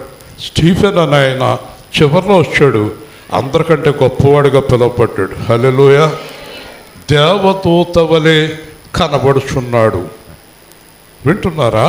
కాబట్టి యేసు ప్రభు ఎంత కార్యక్రమం ఇన్ని సంవత్సరాల నుంచి బోధించి బోధించి బోధించి బోధించి బోధించి నా దగ్గర నేను సేవ ప్రారంభించి 26 సంవత్సరాలు 20 ఏళ్ళ నుంచి నాతో ఉన్నవారు ఉన్నారు. 20 సంవత్సరాల నుంచి నాతో ఉన్నారు. నాతో కొంతమంది ఎప్పుడు కదలలేదు, నాతోటే ఉన్నారు. కానీ అంతసేపు యేసు ప్రభు ఎంత కార్యక్రమం చేసినా నీకు ఏమైనా కనబడుచున్నదా? అందరూ చెప్పండి ఈ మాట. అందరూ చెప్పాలి, మీ నోటితో చెప్పాలి. నీకేమైనా అంటే ఇప్పుడు చెప్పండి. యేసు ప్రభు అసలు అలా అడగాల్సిన అవసరం ఉందా? యేసు ప్రభు కార్యం చేస్తే జరగదా? యేసు ప్రభు మళ్ళీ అయిందా లేదా అని అడగాల. ఈరోజు నన్ను అడుగుతున్నాడు, ముగించేస్తున్నాను. అసలు నువ్వు నా వైపు చూస్తున్నావా? మీ ఆయన, మీ ఆవిడ, మీ పిల్లలు, మీ బ్యాంక్ బ్యాలెన్సులు, మీ కారు, మీ డబ్బులు, మీ చుట్టాలు, మీ సంఘాలు, మీ పాస్టర్లు, మీ శరీరాల వైపు చూసుకుంటున్నారా? నా వైపు చూస్తున్నారా? హృదయం నా వైపు తిరిగిందా? అడుగుతున్నాడు. సమాధానం చెప్పండి. యేసుప్రభు వైపు తిరిగారా? అంటే ఒకవేళ మీరు తిరిగేశారనుకోండి, యేసుప్రభు అడుగుతాడా? చెప్పాలి.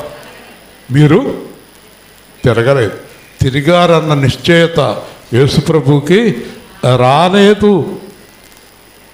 యేసుప్రభుకి రాలేదు. కాబట్టి అబ్బాయి, నేను చాలా కష్టపడ్డాను నీ గురించి, నీకేమైనా కనపడుతుందా? కనపడుతుందండి. ఎలా కనపడుతుందండి? ఎలా కనపడుతుంది? మనుష్యులు చెట్ల వలె, చెట్లు మనుషుల్లాగా. ఏ స్థితిలో ఉన్నాడు ఇతను? మంచి స్థితేనా? మాట్లాడతలేదు మీరు. ముగించే ముందు మంచి స్థితిలో ఉన్నాడా శ్రీనివాస్ గారు? మంచి స్థితిలో ఉన్నాడా? ప్రభాకర్ గారు మంచి స్థితిలో ఉన్నాడా? ఈరోజు సంఘాలు, సేవకులు నాకు తెలిసినంత వరకు 90% ఇదే స్థితిలో ఉన్నారు కదా? చెప్పండి. చెట్టు దగ్గరికి వెళ్ళి, కాఫీ పట్రా, ఎవరు చెట్టుని? చెట్టు దగ్గరికి వెళ్ళి కాఫీ పట్రా, చెట్టు కాఫీ ఎలా చేస్తుంది? మనిషి దగ్గరికి వెళ్ళి, నీ మీద నేను పైకెక్కాలనుకుంటున్నా, మనిషి మీద ఎక్కుతాడంట. ఇదేమో చెట్టు మనిషి, చెట్టు ఏమో మనిషి. ఆ చెట్టు కాడికి వెళ్ళి ఆ తోటలో నుంచుని, ఏంటి నా పక్కన ఇందాక నుంచి నుంచునే ఉన్నావు? ఎవరిని? చెట్టుని. ఏ స్థితిలో ఉన్నాడు? అంతకుముందే బెటరు. కళ్ళు రాకముందే చాలా బాగున్నాడు. కళ్ళు వచ్చాక ఈ మాట మీకు చూపిస్తాను. ఒక 5 నిమిషాలు ఓపిక పట్టండి. ఈ మాట మీకు చూపిస్తాను. యోహాను సువార్త 9వ అధ్యాయం. ఇస్తరిగా టైం అయిపోయింది, కంగారు పడుతుంది. యోహాను సువార్త 9వ అధ్యాయం 40వ వచనం. యోహాను 9:40, 90వ పేజీ. ఆయన యొద్దనున్న పరిసయ్యులలో కొందరు ఈ మాట విని మేమును గ్రుడ్డివారమా మేము గుడ్డివారమా అని అడిగిరి. అందుకు యేసు మీరు గ్రుడ్డివారైతే మీకు పాపము లేకపోతే గుడ్డివాడికి పాపం లేదంటున్నాడు యేసు. గట్టిగా దేవుని స్తోత్రం చెప్పండి. గుడ్డివాడికి పాపం లేదట. తర్వాత కానీ చూచుచున్నామని మీరిప్పుడు చెప్పుకొనుచున్నారు గనుక మీ పాపము మీకు నిలిచి పాపం అలాగే ఉంది. ఇంతంత కళ్ళేసి చూస్తున్నారు ఎవరిని? లోకాన్ని. ఇంతంత కళ్ళేసి చూస్తున్నారు ఎవరిని? మనుషుల్ని, శరీరాన్ని, అందాలని, ఎత్తుల్ని, లావుని, డబ్బుని. మీరు లోకాన్ని చూస్తున్నారు. నా దృష్టిలో మీరు గుడ్డివారు. మీకు నేను కనపడతలేదు. హల్లెలూయా. మీకు నేను కనపడతలేదు. మీకు లోకమే కనపడుతుంది. మీకు లోకమే కనబడుతుంది. వింటున్నారా? ముగింతున్నా. కాబట్టి గుడ్డివారైతే పాపం లేకపోను. ఒరే నాయన, నువ్వు అటు ఇటు కాకుండా ఉన్నారా బాబు? ఎలా ఉండాలన్నాడు దేవుడు? వెచ్చగా చల్లగా. ఈడు ఎలా ఉన్నాడు? నులివెచ్చగా. ఈరోజు ఏ స్థితిలో ఉంది సంఘం? నులివెచ్చని స్థితిలో. నులివెచ్చని స్థితిలో. ఈరోజు మీ హృదయం తెరవబడితే హూ యామ్ ఐ, నేను ఎవరు? అదే మీరు ప్రార్థన చేయాలి. నేను ఎవరు? పూర్తిగా తెరవబడిన విశ్వాసన, పూర్తిగా తెరవబడిన పాస్టర్నా, సగమే తెరవబడిన వాడినా? సగమే ప్రమాదమేనా?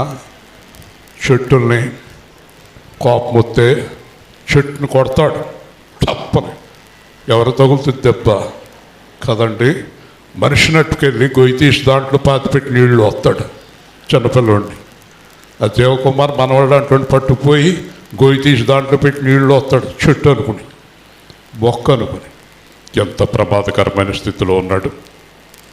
ముగింపులో చూడండి, మరలా ఆయన చేతులు వాని కన్నుల మీద ఉంచగా. హల్లెలూయా. దేవుడు చాలా మంచివాడండి. దేవుడు చాలా మంచివాడండి. ఆ స్థితిలో మనల్ని వదిలిపెట్టడండి. అందరూ 2 చేతులు ఎత్తి దేవుని స్తోత్రం చెల్లిద్దాం. హల్లెలూయా. ఆ స్థితిలో మనల్ని వదిలిపెట్టడు. ఆ స్థితిలో మన పిల్లలు ఉంటే మనకు గుండెలు బాధ. మన పిల్లలు కనుక ఆ స్థితిలో ఉంటే మన గుండెల్లో చాలా బాధ. అయ్యో, నా పిల్లడికి ఏమీ తెలియదు, పెద్దోడు అయిపోతున్నాడు, పెద్దది అయిపోతుంది, తర్వాత నేను చనిపోతాను, నా పిల్లల్ని ఎవరు చూస్తారు, నా పిల్లల జీవితం ఎలాగ ఉంటుందని మనకెంతో గుండెల్లో దిగులు. మన పిల్లలు తెలివి లేని వారుగా, తింగరోళ్ళుగా, పిచ్చోళ్ళుగా, బతిలేని వాళ్ళుగా ఉంటే మనకు గుండెల్లో దిగులు. అదే దిగులు యేసుక్రీస్తుకి. హల్లెలూయా. వీళ్ళు ఎత్తపడరే. అయ్యో, మధ్య ఆకాశానికి నన్ను వచ్చినప్పుడు వీళ్ళు ఆగిపోతారు. వింటున్నారా? మన గురించి ఎంత బాధపడుతున్నాడు. కాబట్టి రెండవసారి చేతులుంచగా సమస్తమును కుదర్చబడి తేటగా కనబడుచున్నది. హల్లెలూయా. ఈ 3 దినాల్లో మన హృదయ నేత్రాలు తెరవబడాలి. లోకాన్ని ప్రేమించడం మానేయాలి. మా అమ్మాయికి ఎంత ఉంది, మా అబ్బాయికి ఎంత ఉందని చెప్పుకోవటం మానేయాలి. ఎందుకంటే ఏమీ తేలేదు, పట్టుకెళ్ళేది ఏమీ లేదు. అన్న వస్త్రములు కలిగి, దేవుని కృప కలిగి, నువ్వు, నీ భర్త, నీ పిల్లలు, నేను తేటగా చూడాలి. హల్లెలూయా. ఎలా చూడాలి? తేటగా చూడాలి. తేటగా చూసినప్పుడు మనకి దేవుడు కనిపిస్తాడు. ప్రభు వినిపిస్తాడు. ప్రభు స్వరం వినిపిస్తుంది. మనం లోకంలో ఉన్నంతకాలం ప్రభు కనపడ్డు, ప్రభు స్వరం మనకు వినపడదు. అర్థమైందా? చివరిగా నీవు ఊరిలోనికి వెళ్ళవద్దని ఇంటికి పంపివేశాను. నువ్వింకా ఊళ్ళోకి వెళ్ళొద్దు. దీనికి అర్థం ఏంటో తెలుసా? అందరూ కూడా ఇంకొకసారి దేవుని స్తోత్రం. నీ హృదయం తెరిచాను.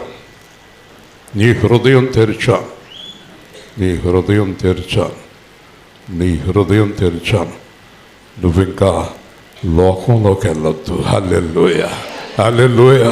నువ్వు ఇంకా లోకంలోకి వెళ్ళొద్దు, నువ్వు ఇంకా పాపంలోకి వెళ్ళొద్దు, నువ్వు పై మెరుగులకు భ్రమపడవద్దు, డబ్బుకి నాశనం అయిపోవద్దు, శరీర బంధకాలకు నాశనం అయిపోవద్దు, లోకంలో పడిపోవద్దు.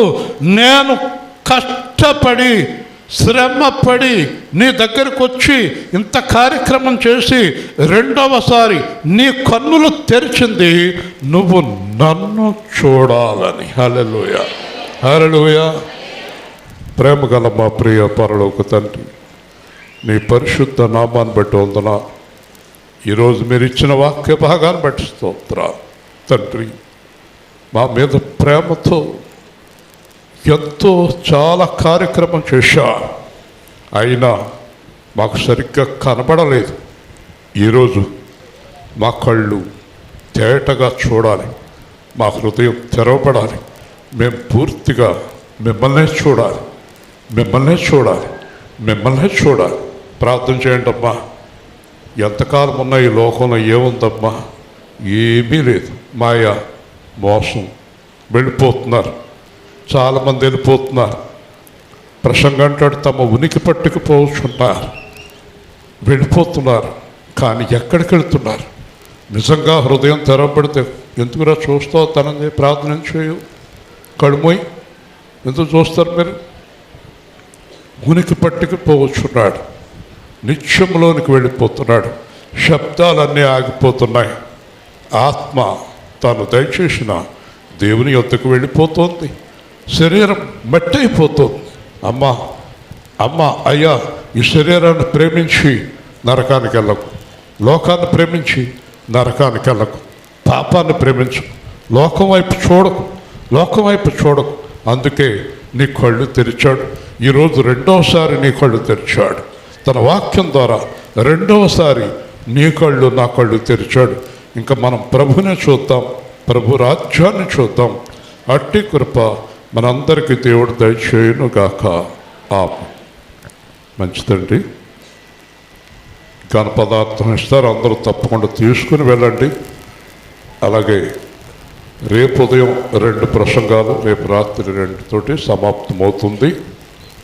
ఆదివారం కార్యక్రమాలు ముందే చెప్పాను.